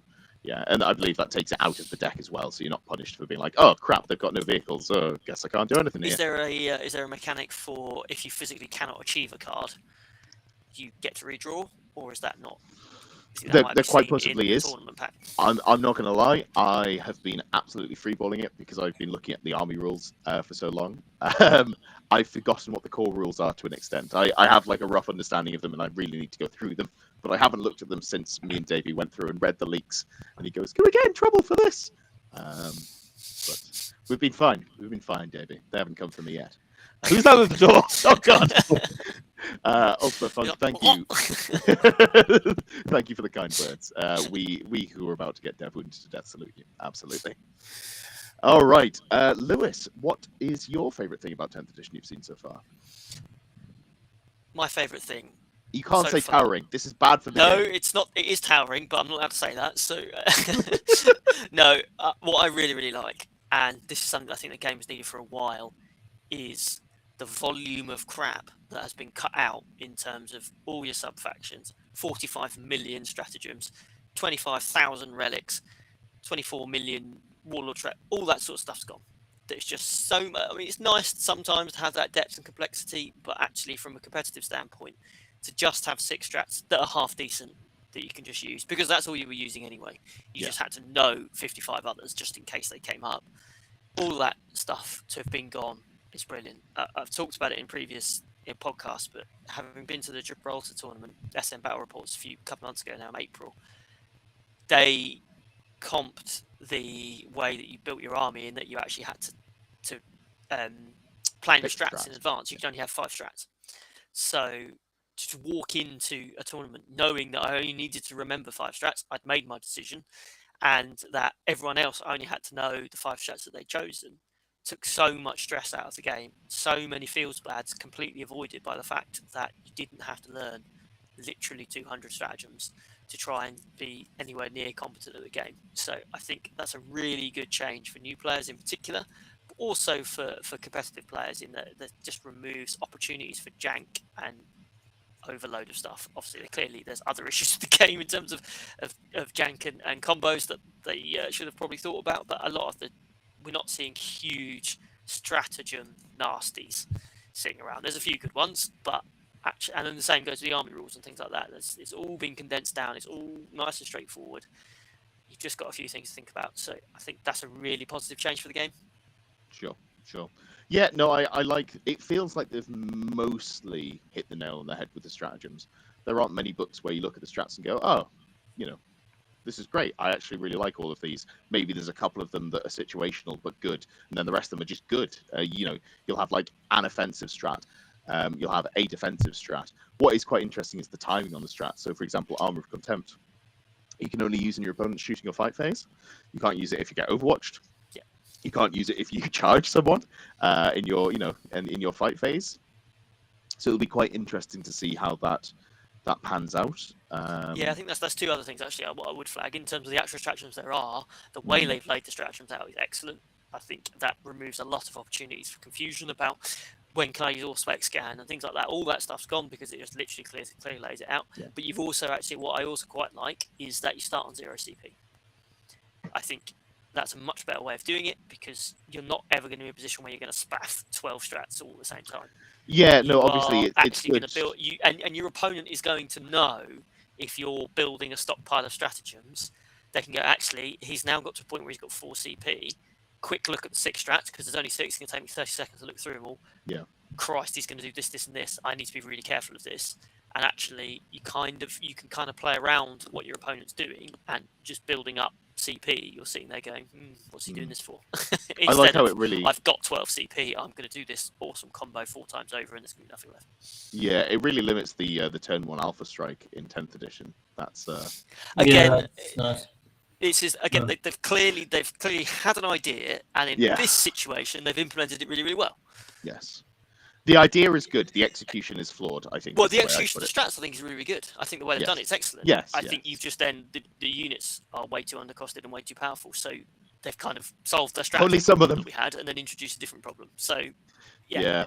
I think. But if you just take the stratagems as and that kind of whole army kind of relics and border traits and enhancements, whatever they're called now, I think that's actually really positive. I think there's some really good change there. Yeah, no, I agree. I think the strats are good. I'm a little sad to lose some of the dials that I can twizzle. I would spend, probably 60 hours writing my first list for a tournament when I'm like looking at taking an army to a tournament. And then once you've got it dialed in, it takes a lot less time. But I really enjoyed refining it down and putting my own flavor on a list and not just running the same cookie cutter, which I think we're going to see more of at the moment because you just go, oh, these are the best units. Yeah. But in terms of the army composition, while I really don't like the points, and this is something we didn't bring up, they said they were getting rid of power level, and then they just gave us power level and called it points, which is fucking disgraceful. I know this is meant to be the positive, but oh god, I'm annoyed all over again. I'll make this quick. Don't tell us you're removing power level and give us power level. If you want to give us power level, it's your game. We can't do anything about it. Give us power level. Don't, feed us shit and call it candy, as they say across the pond. I don't know if they say it that. Comes down to comms. All comes down to comms again. Poor communication, and that does seem to be a bit of a theme, isn't it? Poor comms around the Forge World stuff. Poor comms around what they're trying to achieve out of the edition. They've told everyone they don't want rerolls. Put loads of rerolls in. They've told everyone they want the shooting phase to be less deadly. It's just as deadly, if not more so. They want the game to run shorter. All the points are so much less. So you've got 12,000 points instead of 2,000 you had before. So they're saying one thing and doing another in a lot of cases. So yeah. But yes, carry on with your positive, Ed. Sorry, Chris, you were going to say something. I was going to say, it's so restrictive, like mathematically. Like, you take a D cannon, right? in what world are you choosing one of the other options apart from the D cannon for the support platforms? Like, because they're all the same points. So you're all, and as I said, there's 0 army list building restrictions. So you're just going to take the most efficient units with a bit of synergy. You're not having to try and fit it in, and you can't. You know, we're all building lists, and they're coming up to like 1960, 1970, and you're like, I can't fit in the whole unit. There aren't really any more enhancements I want. Yeah, so that's the dial that they expect you to twizzle, which is the enhancements. They go, this is the list that you're going to run. Oh, it's 1970. I guess I take a 30-point enhancement. But what actually happens is you look at the enhancements, you go, this breaks the game, Bolter Discipline. I'm going to build around it, Desolation Marines. And then you go, what else can I do with my list? And then you get to the end and you go, oh, God, I've got 45 points. What do I put in for 45 points? Like, I was talking to someone very recently, and I said, "Oh, your list looks good, but do you think Hellblasters would be better here than Sternguard? I know Sternguard are good, but I feel like Hellblasters would really benefit this." And he goes, "Yeah, but I just don't have the 35 points, and I'd have to really just change the whole list around." I was like, "Oh yeah, shit, that sucks. You can't just cut up a couple of models." But sorry, go ahead. I was just going to say, welcome to what Knight players have had to do for the past 12 years. And Custodians players as well. I have never had a list that's got anywhere near 2,000 points. It's always been 1950, 1940. You should have taken more armages. 80. Yes, I should just take fucking 14 armages and stop being a Knight player. I think every Chaos Knight list I wrote in 9th edition went to 2K because I just can't not.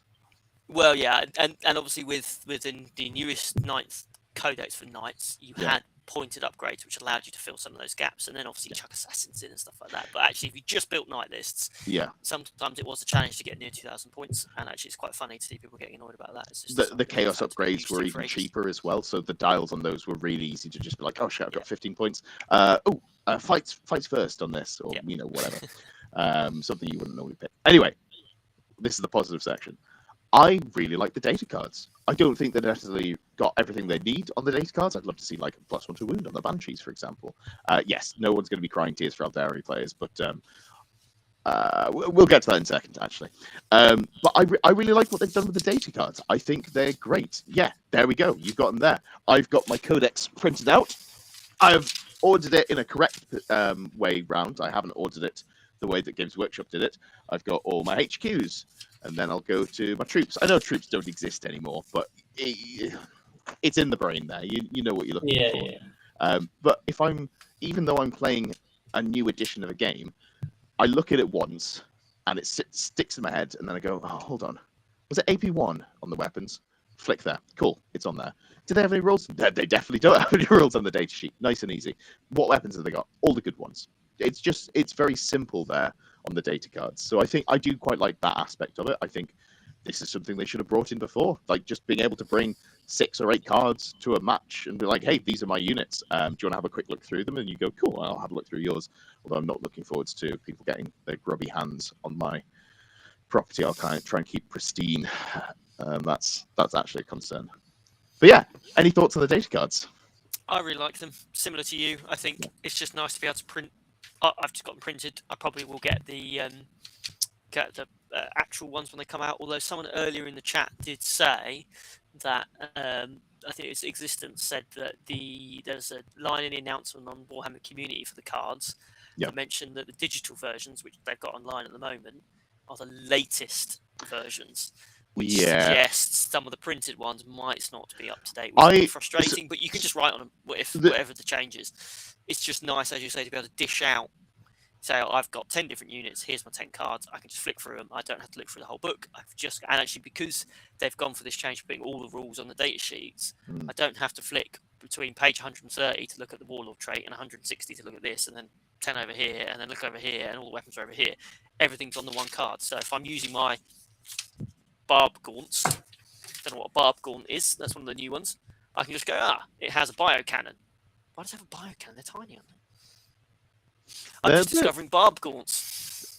They're pretty good. How about track 2 from movement characteristics? Yeah. So okay, so this is fun. We're going to take a slight seg here. So Lewis discovers Tyranids.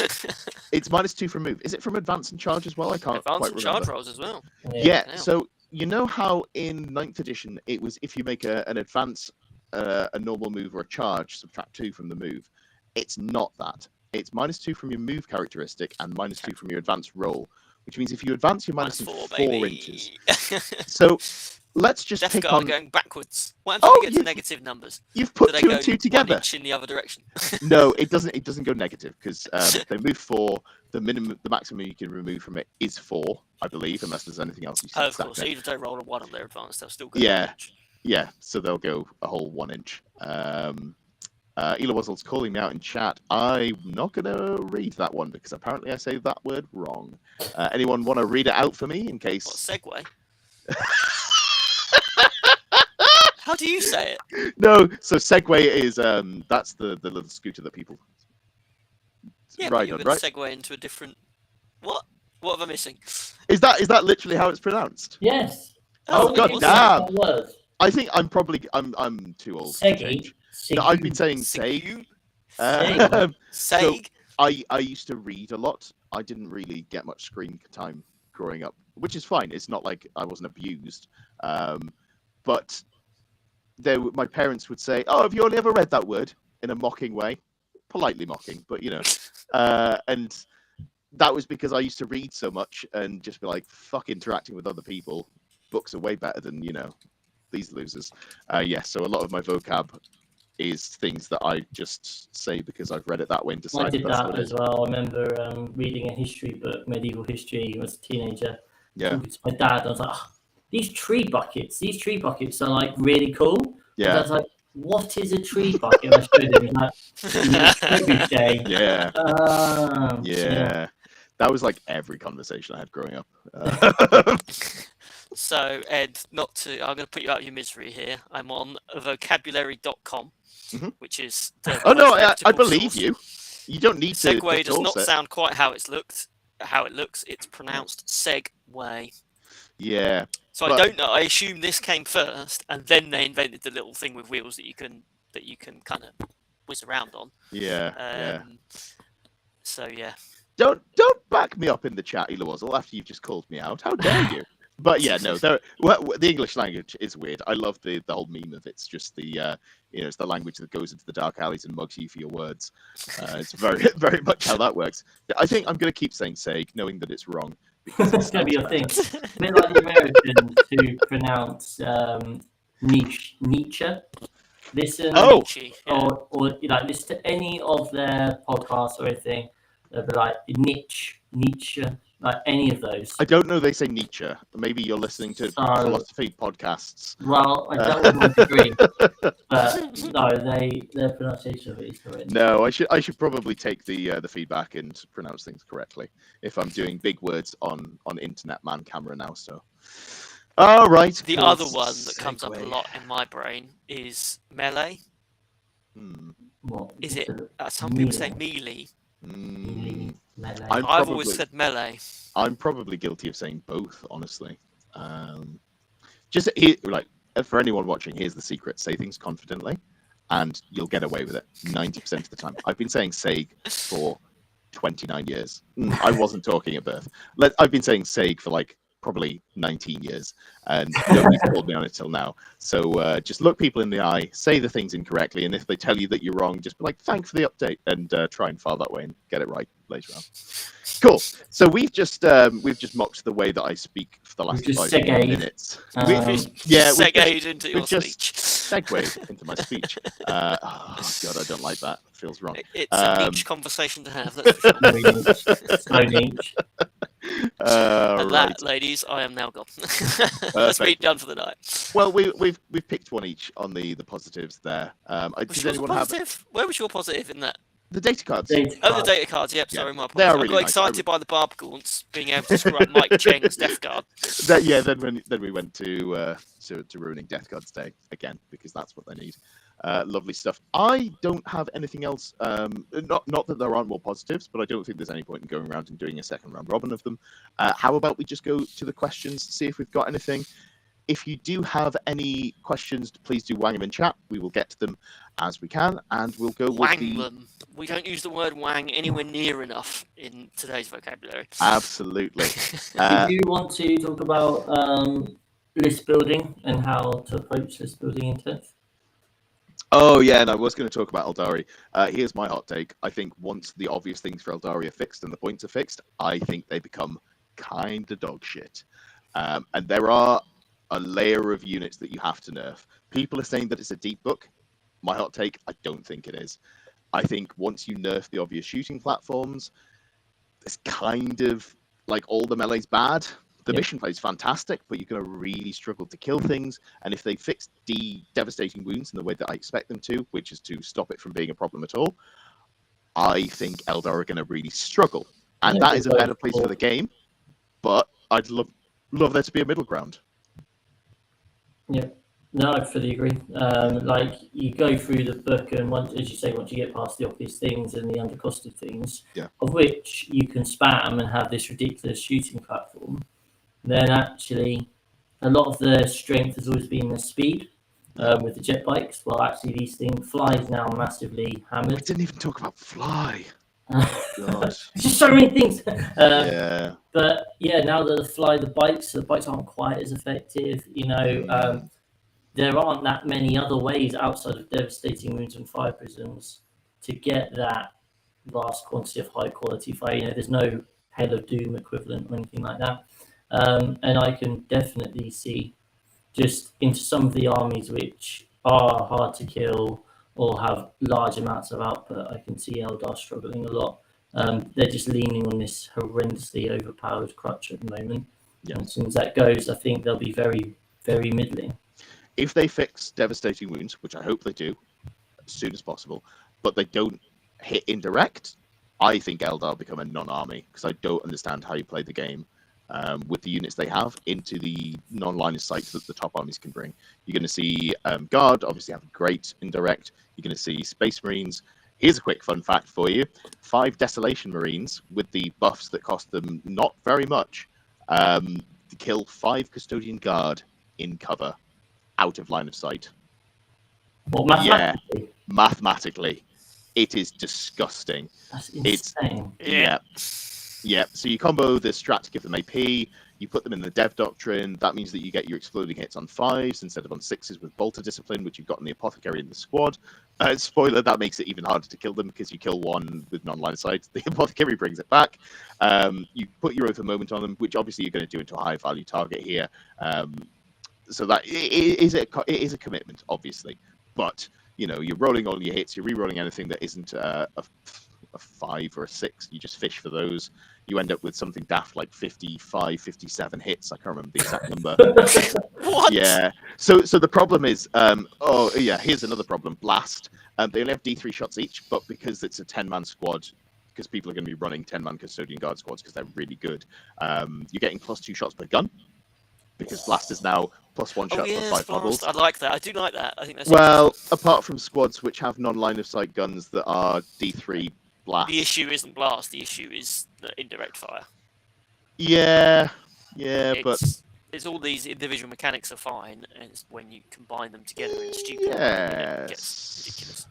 Well, we'll see. I think Blast might be. It depends what it's put on. Like when it's put on something like, even if it was like an actual line of sight shooting, just taking them from 2 average shots to 4 average shots into a 10-man squad, which I'm expecting to see quite a few of.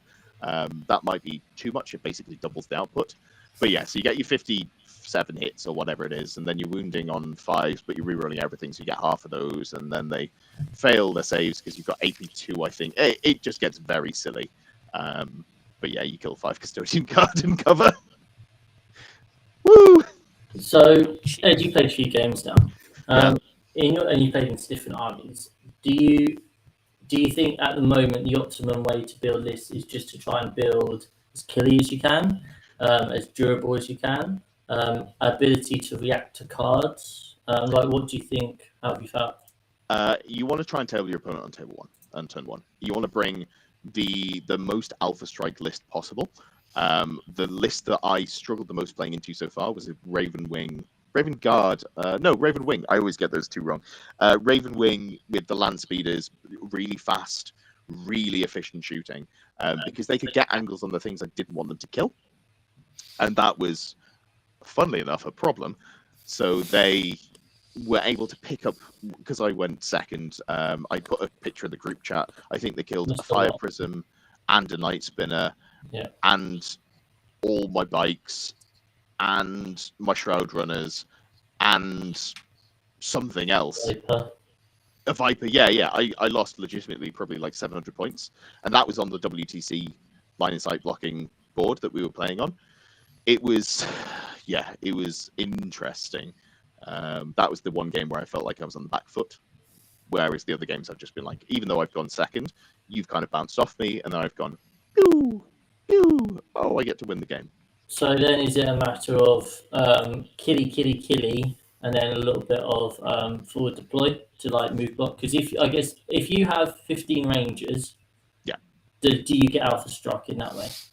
Yeah, that was immediately after I put that in the group. I think you put in, do we need do we need something to scout move to forward deploy? And I think you absolutely do. I think you need probably 2 units of forward deploy to try and protect yourself if you can. Not every army has that, so that kind of sucks if you're just going to get alphaed off the board. But obviously we can bring very cheap rangers, which is probably fine. And shroud runners are good as well. Or walkers potentially. A little bit more expensive, aren't they? They're at 95 points. I don't know if I want to use them for that. They are quite tanky, but I'd love them to just stay alive and shoot for 5 turns.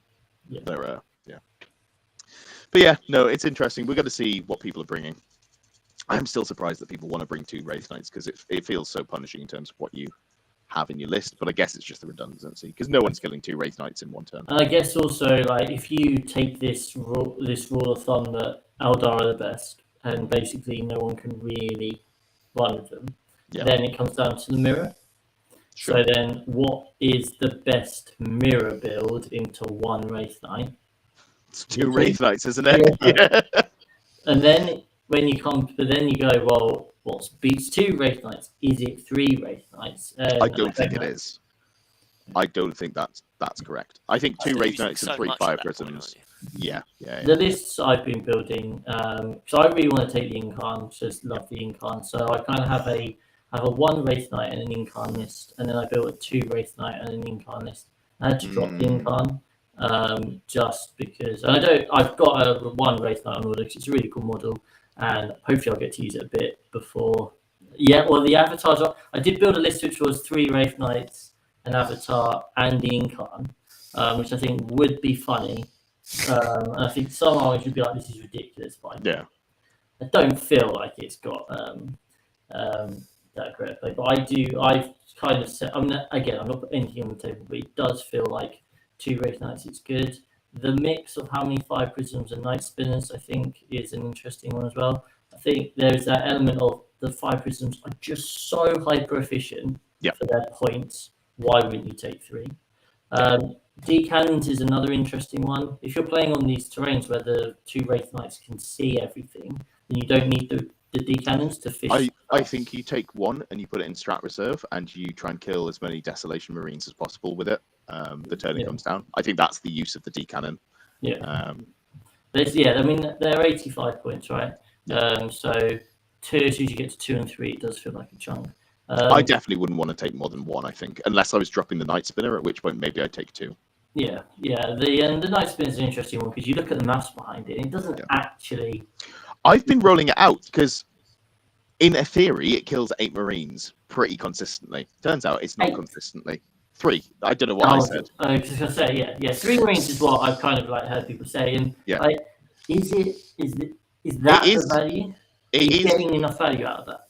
The 3 Marines is good for a non-line of sight platform, 140 points that also debuffs them for -2 to move. That's good. Here's the thing: it doesn't kill 3 Marines, not anywhere near enough. Because you're hitting on 4s. There is no way in hell that you're putting guide on this unit. You've got such better units to put it on. You've got Wraith Knights, for fuck's sake. So you're probably doing that, So you've got your D6 plus 3 shots. They're hitting on 4s.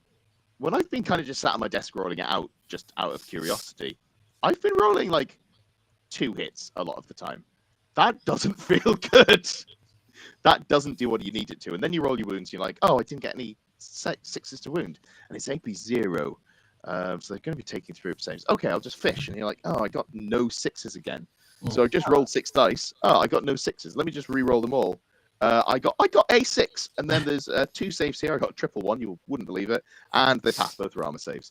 So there, with 6 wounds, that's 1 dead Space Marine. That doesn't feel good.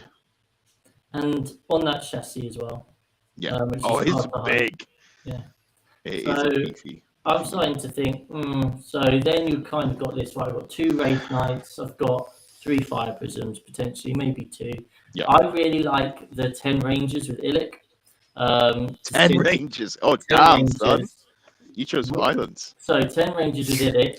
So if Illic's there, they're re-rolling wounds, and they can't be targeted outside of 12. Yes. So you can sit them kind of near the back, and then that's 10 shots re-rolling wounds with precision and 2 damage. Yeah. And so that's quite nice. Or you can take your Rangers to obviously forward deploy and just move block. I guess that's your other option. Wayleaper, I really like, just as that out on your objective, sit there. Ed and I have differentiated. Ed really liked the 9 bike blob with the fast 2 on bike for guys. I've not played any games yet, but I'm actually not wanting to go down that route. I want to use warp spiders to play the mission. Yeah. And I'm not going to have the bikes. I'm not going to have the guide guy because a lot of the shooting I'm going for is such a short amount of shots. I don't feel like I'm trying to lean into that as much because you got. I love them, and I love running 9 Shuriken cannons. I think I might drop them purely because of Desolation Marines, because the squad picks them up. They're just not quite tanky enough, are they? That's a lot of points. That's what, like 240 plus the 5 exactly. here. So like it's 300 points. If Eldar were pointed correctly, that would be 400 points. It's such a huge chunk of your army that just dies, which is not ideal. Yeah, whereas you can take like 10 warp spiders, 2 units of 5 for 200 points, and that's the 24-inch move. The flamers, they can just get to those objectives. You know, when you pull those cards which help you get to objectives, I think having that move, especially on an infantry fly type thing, would be really useful. I really like them in theory. I've got one here that I've started painting up just on my desk. I don't know if you take warp spiders because indirect. So you're going to start them in deep strike, and that's not to say that you don't take something in deep strike. But I'm thinking swooping hawks are 75 points, warp spiders are 100 points. Do I just say, fuck it, banshee? Swooping hawks they do the same job. They drop in and immediately die and do me some actions, compared to the warp spiders, which do the same thing and then die anyway. Is that a consideration? You just save yourself 50 points there across the 2 squads. Yeah, I guess it depends. Yeah, I don't know. I do like just the fact that. So I'm not sure, like, as the Marine player, are you wanting to put your Desolation shots into the warp spiders straight away? It depends. So the list you're playing, theoretically, where you've got 2 Wraith Knights, you've got 3 Fire Prisms, you're probably not running a spinner, you might run a D cannon. There's a lot of vehicles in that list. There's not really much in the way of foot infantry. Once they've killed the Guardians, which you will be taking, obviously, because you want to try and farm those fate dice. You kill the squad of Guardians, because that's probably the only juicy target turn 1. At that point, you go, cool, what have you got? Warp Spiders? Great, I'll split fire. I'll pick up both squads. Like, I don't need rerolls to hit and wound to kill these things. I don't see the amount of indirect in the game. I don't see them surviving. All of the good armies have indirect, as far as I can tell off the top of my head. Space Marines have Desolation Marines. Thousand Sons have a strat. So that's. I don't know about Thousand Sons actually. Basically, so you, as far as I'm aware, you have to have a spotter unit. You have to have a psyker, see the unit, but then every other unit in your army can shoot the thing that the spotter can see with the strat. So they like mark it. No, that's not nice. You're going to get bodied by madness from behind the wall. Yeah, just like one guy pokes his head around the corner. No, and then it's like. Yeah, you're gonna have like a fucking Tyrannofex behind terrain. Oh, okay, no, that's an exaggeration. You're gonna have some warriors behind terrain, and they're gonna peek just like something cheap around the corner that can see you, and then he's gonna spend some CP and go, brain bullets. Thanks for playing. To be honest, looking at list construction on a more general level at the moment, I am currently building lists for my Tyranids. So, with all the points changes, I now only have Tyranids that are 2,000 points. My Knights, which have been 2,000 points worth of Knights for 8 years, are now like 1,600 points. Same for my Tau and same for the Marines. So now I only have Tyranids that's over 2,000 points. But I'm trying to build lists assuming Indirect is going to get nerfed into the ground and assuming some of the more egregious stuff is going to get nerfed in the ground.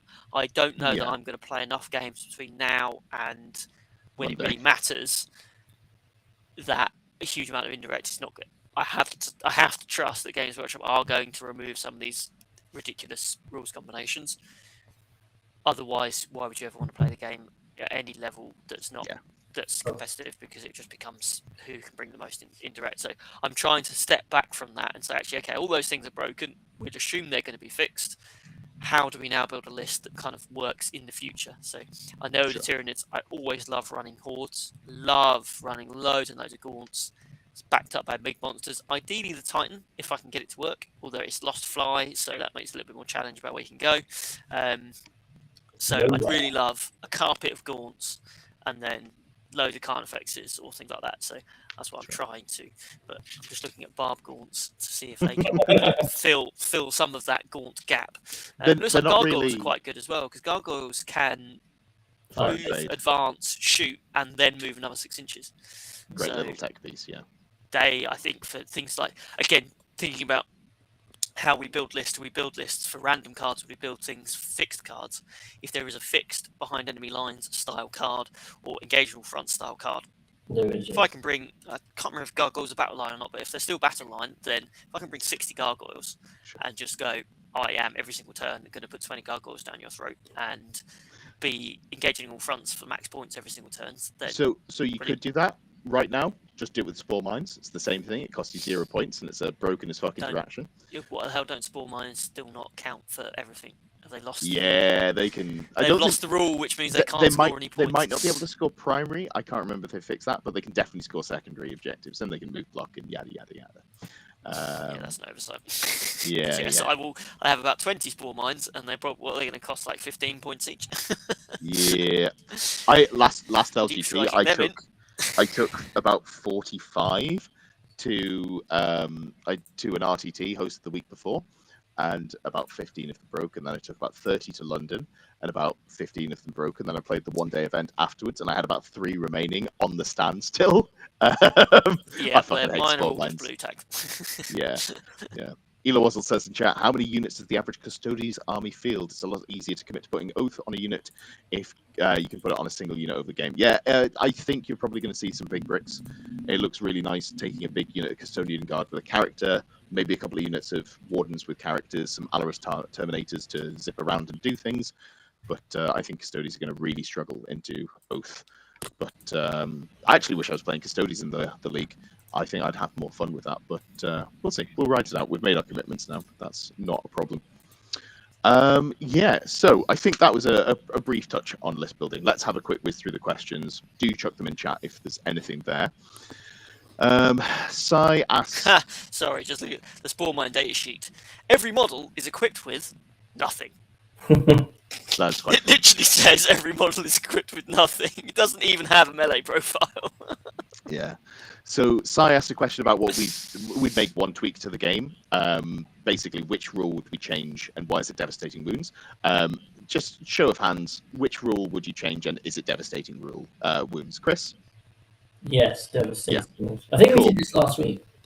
Oh, okay. Well, I'm going to ask you anyway. I'd change Indirect. I would change Indirect? I think that's fair. For me, devastating wounds, but Indirect is a close second. So if we did that last week, what's the day today? Anything from the 14th onwards. Okay, so Ultimate Funk. If 6++ were a Premier League team and Team Ignite a Man City, which team are you guys? He says, I'm going Villa, maybe Palace. Okay. I have a vague interest in football, but I'm not super knowledgeable on it, so I don't know if either of you are more keyed in on the... Potentially Brighton. I was going to say Brighton. Yeah, yes. The ones that everyone thinks are going to be bang average, but actually do a little bit better, because we seem to be doing better at some of these events now. We are. I wonder if the the bang average mantra might be starting to go slightly out the window. I'm going to have to lose a few games to try and bring us back down to a level, because we can't keep winning stuff or going 4-1 at these events, because I think that's slightly above average, which is probably where Brighton sit. Or perhaps you look at some of the overachieving teams.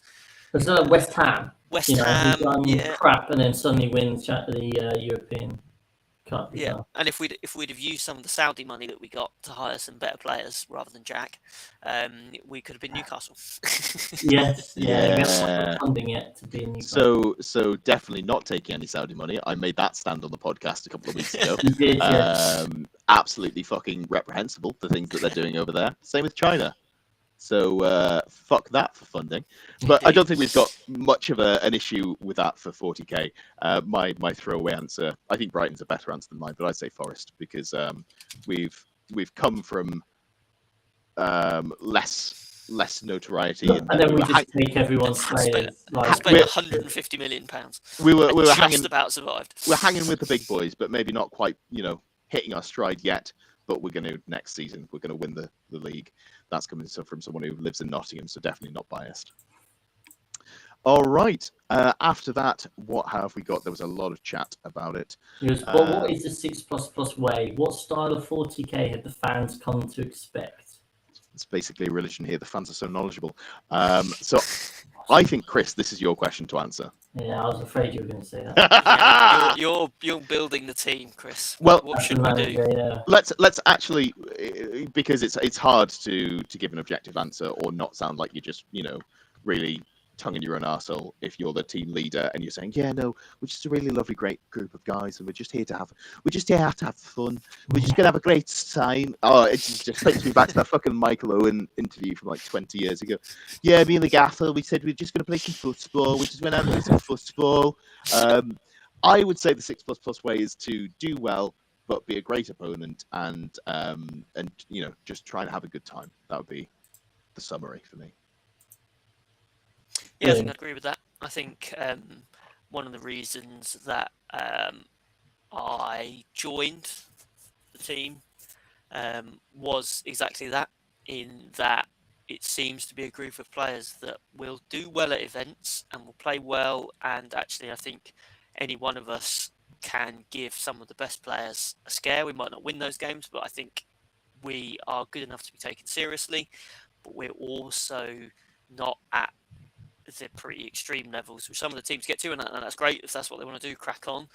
We're not trying to win at any cost, players. Exactly. And I think we probably we go about some of the way we approach events in a positive way, which is frankly what I really care about, and hopefully people see that at the events of mine that they come to. But it aligns very nicely with how I think the game should be played, which is played competitively and competitively well, but also in the right spirit. Hoorah! Hoorah! Absolutely. Any closing thoughts on that, Chris? Or Yeah, no. I mean, it's like, I think most teams would probably say that they're aiming to do the same sort of thing, aren't they? We have, a few months ago. hopefully, most. They might say that publicly. Yeah. They might not say that to me. A few months ago, because obviously we were letting on having a few more players join us, and we actually have had all these conversations as a team, as a you advance a timeline 2-3 years. How do you see us, or how would we want to be? And like for me, the core dynamic is still always going to be that we're still just a group of mates who enjoy playing 40k, and certainly there might well become a business side to that as we look to expand and produce a lot more content. There's going to be a competitive side to that as we look to push ourselves and do well competitively. But the core fundamental we will always live by is that we are just a group of mates who are out for a good time. Yeah, and what I assume you're the same, Chris, but what I would quite like is to be reassured that if any of our opponents draws us in an event, they go, "Oh, fantastic! I'm playing one of the 6++ guys." Oh, that's what I want. Yeah. Well, even if the second thought is, "Oh Christ, I'm going to get annihilated," but actually, which that's the dream. Maybe one day one of us will inspire that sort of terror in our opponents. But actually, fundamentally, I want the reaction of people to be, oh, brilliant. I've heard some of their work, might not listen to all of it, but I've heard some of their work. They sound really nice group of guys, and actually, that's the sort of people I want to play 40k against. Win or lose. Fantastic. So we've only got one question left in the podcast chat. So do chuck anything in the chat here on YouTube if you do have any questions. Do the last wang one it we've in got, the chat. Wang it in the chat, as I said before. I like this question. This is an episode in itself, this question. It is. Yeah, it is. But I think we can probably keep it fairly short and sweet. Yeah. Ultimate Funk says, what are people's thoughts on tournaments running their own rules for things like dev wounds and non-line of sight? If tournaments make it clear in advance that they're using dev wounds doing 1 damage and nerfing non-line of sight penalties to hit always give cover and maybe fate dice, is that a positive step? Should we be applauding tournaments for taking the core concepts and editing them, or is that a slippery slope? Does anyone want to start with this, or should I just soapbox? I would really like your opinions, given I am a tournament organizer, because this is a question I have been wrestling with for a number of weeks now. And I know there are events that have started to remove dev wounds from race nights and things like that. I think WCC have said they're going to do that. So that this is happening, and I'd be interested to know what you two think about it. So what we saw with the tournament that I'm not going to name because I got enough PR out of this already, the tournament that banned Aeldari from their event pre-release before they had seen the rules. They hadn't seen them. This isn't a case of they'd seen the pre-release documents. It was shot in the dark. The fact that they might have been right is kind of frustrating because they did the wrong thing. And they got plenty of eyes on them. I think that was horrendous. I think there was no reason that they should have been banning the tournament with the information they had. You can make an argument for it now. I think at the point we're at, I don't think tournament organizers should take it into their own hands currently. I think we should give Games Workshop a little bit of a window to say, oh shit, we've dropped the ball. What are we going to do? I understand if you're running a tournament this weekend, next weekend, the weekend after that, and you've got to go, I need a Band-Aid patch. Fair enough. I can't really argue with that. We're all kind of scrabbling at the moment going, shit, what's going on? I absolutely do not want to see any points changes. I don't want to see banned units particularly. If you want to change things that affect armies across the board, like changing devastating wounds or non-line of sight to make it so that you can't make it just game breaking, sure, like Eldar are more punished by the changes to devastating wounds. That's absolutely fine. It's not a problem. But you just going in and saying, well, fire prisms that are 125 points too cheap. I want to make them 165 points. I don't think you should be doing that. Not only because people are bad at the game. I think there are very few tournament organizers who have the competitive play to be able to balance an entire game points wise. I think there are very few people who could do that as an individual or as a team. It's very difficult to do. It's very easy to identify what a problem is. It's very difficult to come up with a correct solution. I think the things solved all the problems tonight, Ed. No, I'm never going to sit here and pretend that I have all the answers. We could come up with some fun answers, and I think some of the things that we said probably had merit. But someone could come here and sit there opposite me and say, actually, 1 damage on devastating wounds, doing an extra mortal wound instead, it opens up this problem. And I go, oh, you know what? I didn't think of that. That's a fair point. And then you'd have to play test it and you have to fix the points. I don't think that you can make those changes in good conscience.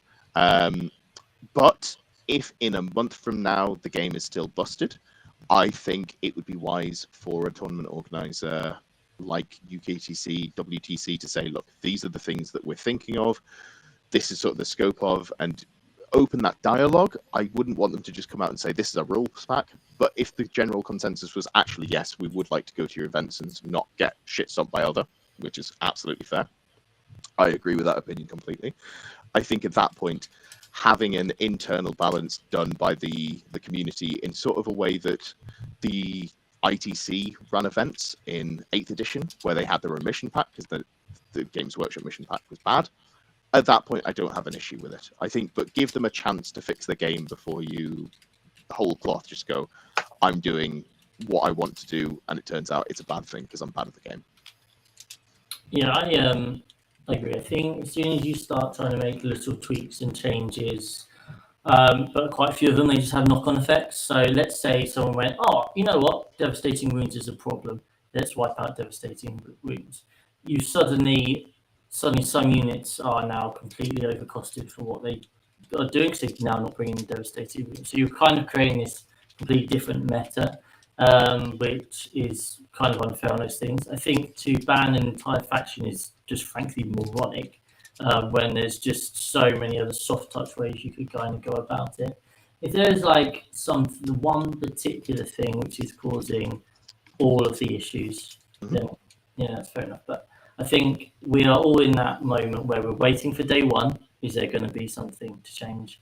And then I think it just comes down to give them, as you say, a week or two just to see, or, are we going to kind of have this 3-month window of wave cans to everything? But I think potentially bringing back some of the old generic rules like bottom of the floor line of sight blocking, like a lot of tournaments, let's face it, have invested into the UKTC terrain, and that is fucking awful for the towering stuff.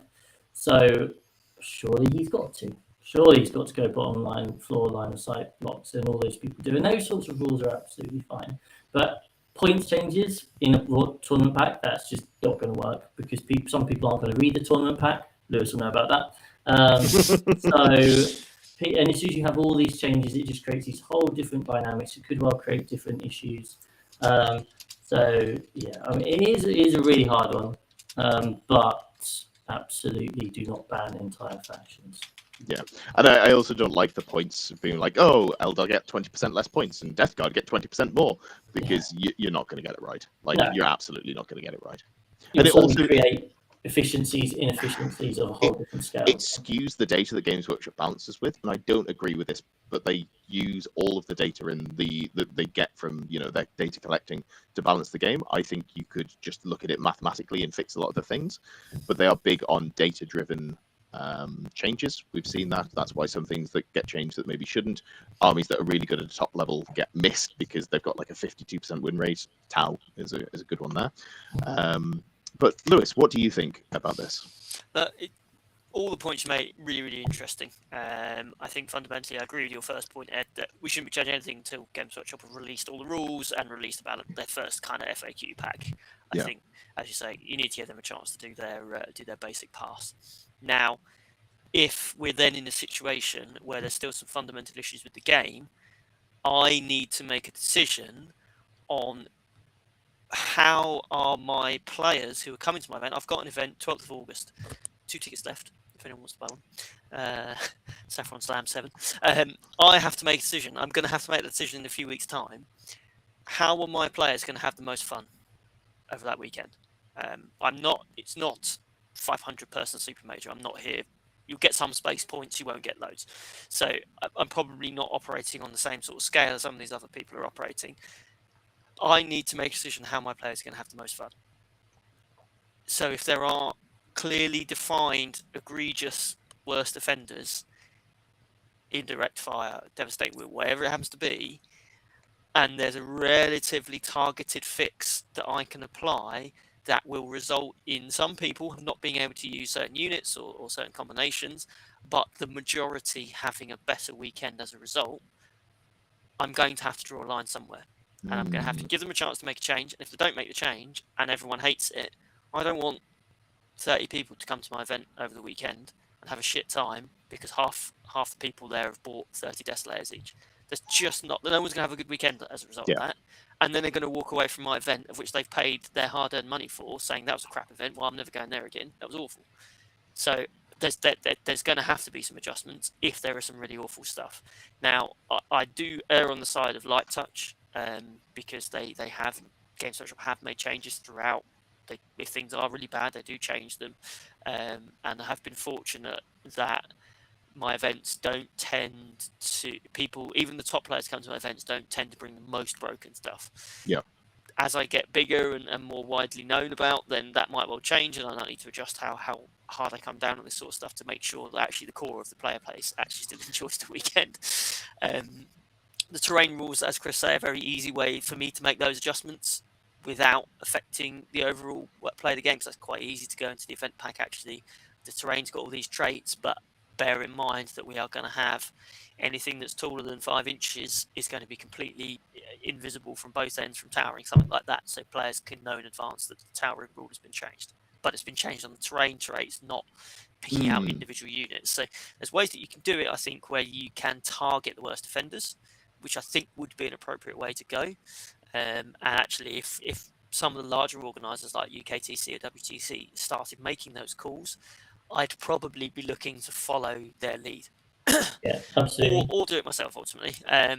Let someone else take the heat and then exactly, just go, and then this see what is in works line and with. what doesn't. I think your point, Ed and Chris, on points changes, definitely not going down that road. That would need so much review from me, so much work from me to review all those you need lists. to play test it. You have to play test it. Well, it's not even that. It's that actually players submitting lists that I then need to review to make sure they've actually matched my points and not the main ones that they'll have got from Battlescribe or whatever the apps people are going to use in 10th edition. So, and even doing that at a 30-person event is a lot of work, let alone trying to do that at a 500-person event. That's not feasible at all. Although I do quite like the idea of some kind of comp element to list building. So as we said it before about Gibraltar and the way they changed up the way you built your lists, with rule of 2 instead of rule of 3 and limited stratagems and things like that. I think that was really, really good, really, really positive changes, but they were quite light touch. They weren't massive alterations to the way the game is fundamentally played. They're just there going, actually, there's a couple of things that we don't quite like, so we're just going to shift those in. Very well communicated. Everyone knew you could only take 2 of everything instead of 3 of everything. It wasn't difficult to make that adjustment. So I think some stuff I'd consider. The thing I hate the most about this, in terms of like TOs balancing it, is it's so hard for the TO to get it right. I'm just gonna quick shout out to Mark Pilkington, lovely guy. He runs the Steel City events. He's got an RTT coming up this weekend.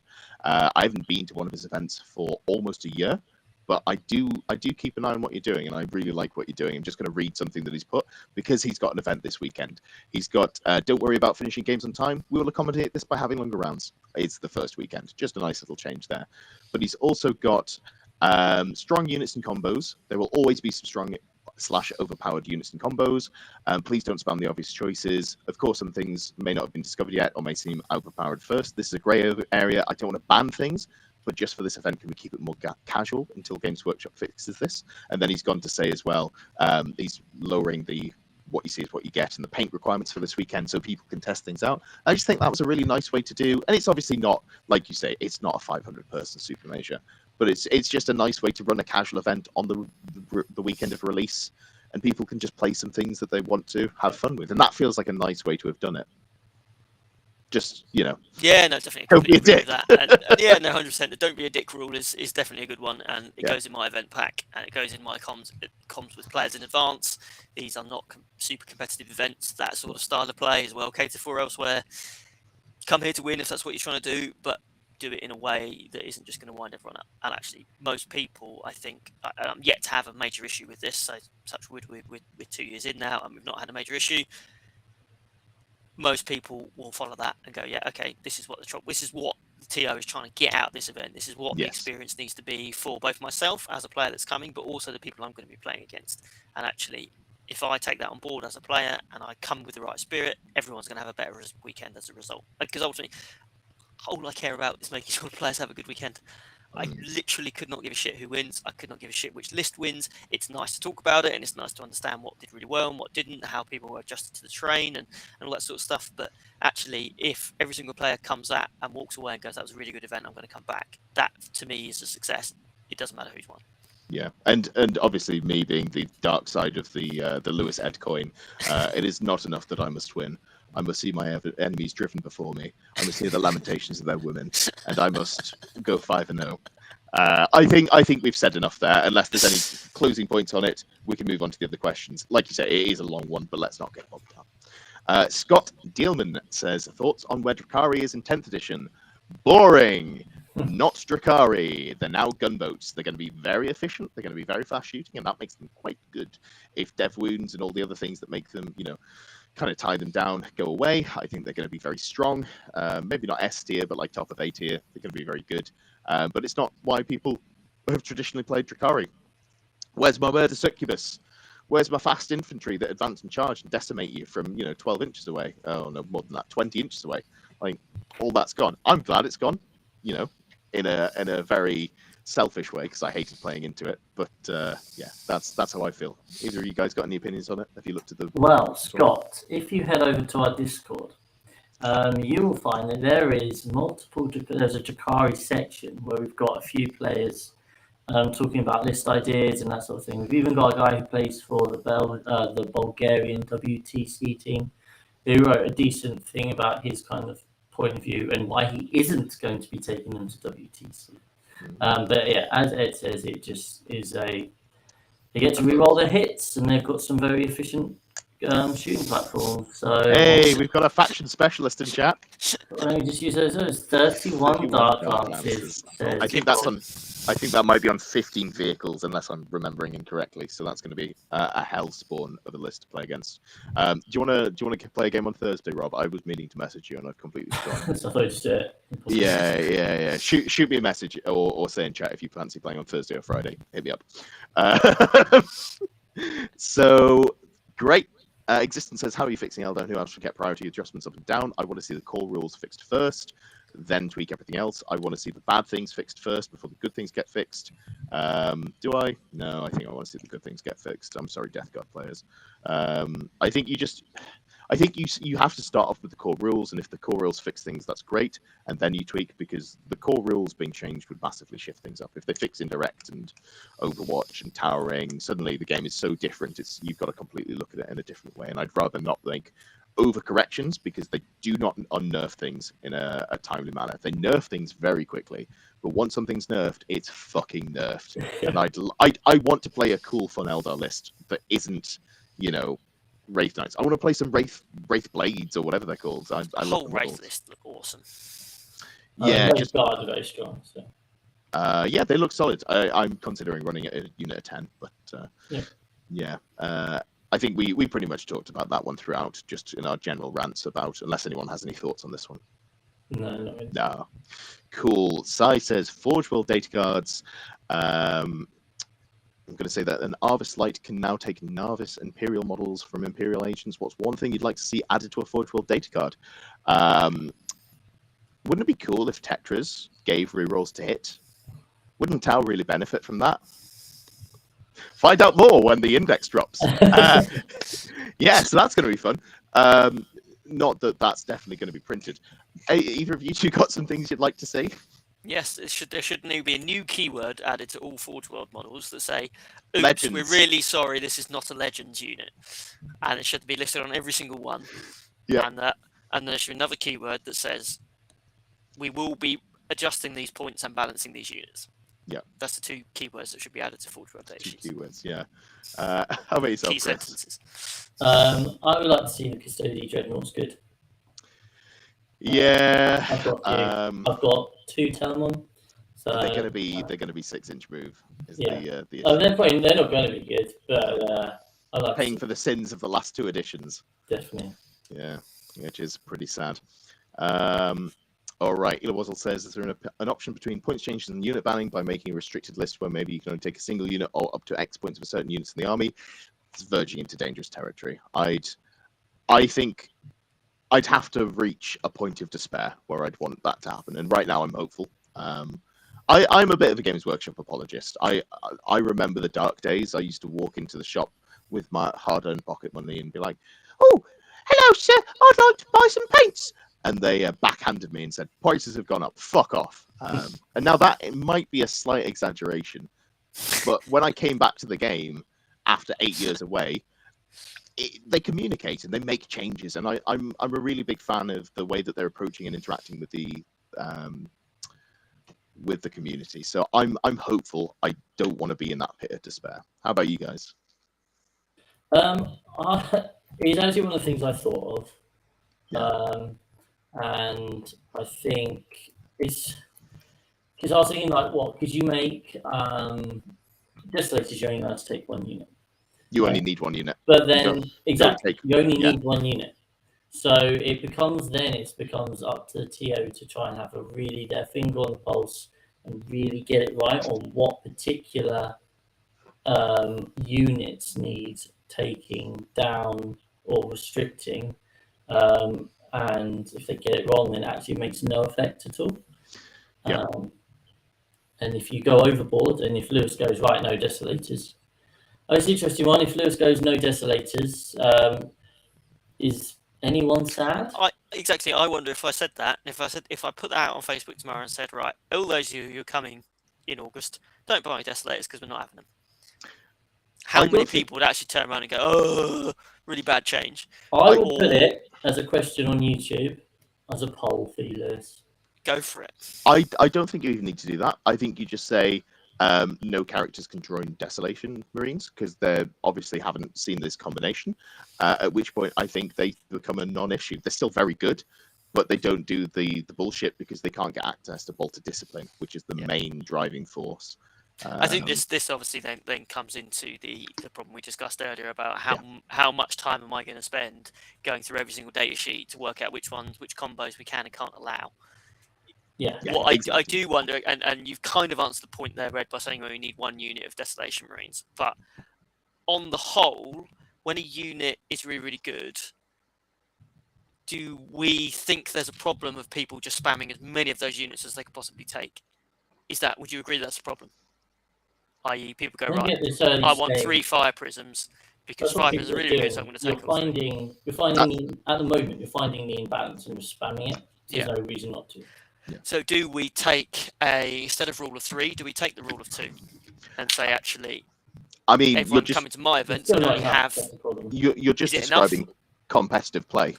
You find the good thing and you play as many of them as you can. That's how it's been. But if you're limited to fewer of those choices, so we limit battle line to 4 units and we limit everything else to 2 units. I don't think it matters in terms of like Marines, for example. You take the 1 Desolation Squad. Don't take more. You're wasting your points. Yeah. You take 1 or 2 red sites. I still like 1, but I can see why you take 2. The only thing that I have 3 of in any of my Eldar lists is 3 fire prisms. I've thought about dropping to 2 just because you can't hide 3 very well. Yeah. So I don't feel very nerfed by you saying that. It's the problem with the balancing. Yeah, so it's not necessarily the fact that people are taking loads of everything. They've just got some individual units that are amazing. And also, just take one of those. In this context, let's say you go, right, no Desolation Marines. Does it then mean that actually someone can still take 1,000 points of guard indirect to still just... Oh god, I'm not looking forward to the GSE nightmares, which is 1,500 points of units that never die and keep coming back, and 500 points of really efficient guard shooting. That's gonna be bad, Tom. It's gonna be bad. Yeah. So I think we've done that one to death, really. So we've got a couple of Dark Eldar comments, and then we've got Christopher Richardson says, how much do you guys expect additional detachment rules in the codexes to make borderline or bad units playable? I think it's going to make a huge change. For example, a good detachment would make AdMech as an army playable. Side note, I love that while Death Guard players were spiraling and were like, what have we done to deserve this? AdMech players were going, what's the most efficient way? Like, how few points can we start on the board at the start of the game so we lose them efficiently? Genuinely. So like I saw loads of discussion where people were like, right, so if you take all these transports and we put the units that we would have put inside them in strat reserve, and we never bring them in from strat reserve so they die, the transports explode at the start of the game because they don't have anything in. And then what's the absolute minimum I could put on the board so that I lose? And your opponent turns up to the table and is like, hey, nice to meet you. And you're like, shut up, I'm losing against myself. How dare you talk to me? So that was... You didn't beat me, I beat myself. Yeah, absolutely. But like, I'm really looking forward to a Monster Mash Nid detachment. That will be... Because some of those Nid units are... It's tradition. It's tradition for rules that come out around this sort of time. Nid monsters are undercosted. You're going to see some of those when the game gets straightened out. Yeah, definitely. All right. We're pretty much there. Existence says Custodes dreads are the best looking dreads in the game. They sure are. True. I do miss the Leviathan dread. I love that big boxy boy. And he also says Bolter Discipline should only work on bolters? ? Yeah, fuck every Space Marine unit. That's not sarcasm. I'm not shitting on your comment. I genuinely just fuck Marines. I don't want to see them re-rolling all their hits and wounds. I'm so annoyed that they made that the army rule. If they made that the detachment rule, then maybe sure people would play other things. But just giving your entire army the ability to re-roll is it's so frustrating to play into. It skews the game in a way that I don't enjoy. So I'm glad that we've only got 3 Space Marine players against 2, again, in 2 leagues. I don't know how we've managed to allow that. It's great times. Lovely. Well, any closing thoughts there, gentlemen, or should we go to bed together? No, I think I know it's hard to know whether it's hard to know whether we've come across like super negative, because obviously the Gaylord Vic podcast Fireside was very like that's definitely negative on that the was spectrum. brutal. We don't want to come across as super negative, but obviously a lot of people have a lot of frustration. So yeah, kind of, we've tried to be a bit more balanced purely because you've heard it all before. So we've tried to do some solutions. There was a lot of negativity in there, but I think we've tried to be a little more pragmatic about things. But yeah, I think the majority of people that play 40k are not going to be experiencing 30 Desolation Marines and 15 Wraith Knights, are they? Let's be honest. Majority of people that play are not going to be coming across that. So some of these issues, whilst they are incredibly annoying and clearly not well thought through, poorly designed, undercosted, you have to, I think, kind of allow for the fact that probably the majority of people aren't on a day-to-day playing against that sort of stuff. I don't know if I agree against that. Like the people who play the super casual stuff, sure, but you only need which one. Is the majority. Let's be honest. No, but I mean like super casual. There's a lot of like the comp play filters down to people who don't play competitively. Shout out to r/competitive Warhammer. None of you are competitive players. It boils my case every time I read that subreddit. Have a look at how many people have played at an ITC tournament this year, and have a look at how many people have subscribed to that subreddit, and then tell me why you should read and believe the things that people post there. I sometimes find myself commenting and then be like, "Oh, why am I doing this to myself?" And that's the most negative thing I've said all day. So on that note, thank you for watching, everyone. Huge fan of you all in chat. Thank you for being so engaging. Thank you for being with me over the last 2 weeks. Keep coming back. There's going to be more streams. I'm going to be talking about the index. We're going to be releasing index rules. Chris is going to be beautiful as always, doing all the editing. Lewis is going to be my nemesis. Thanks for coming.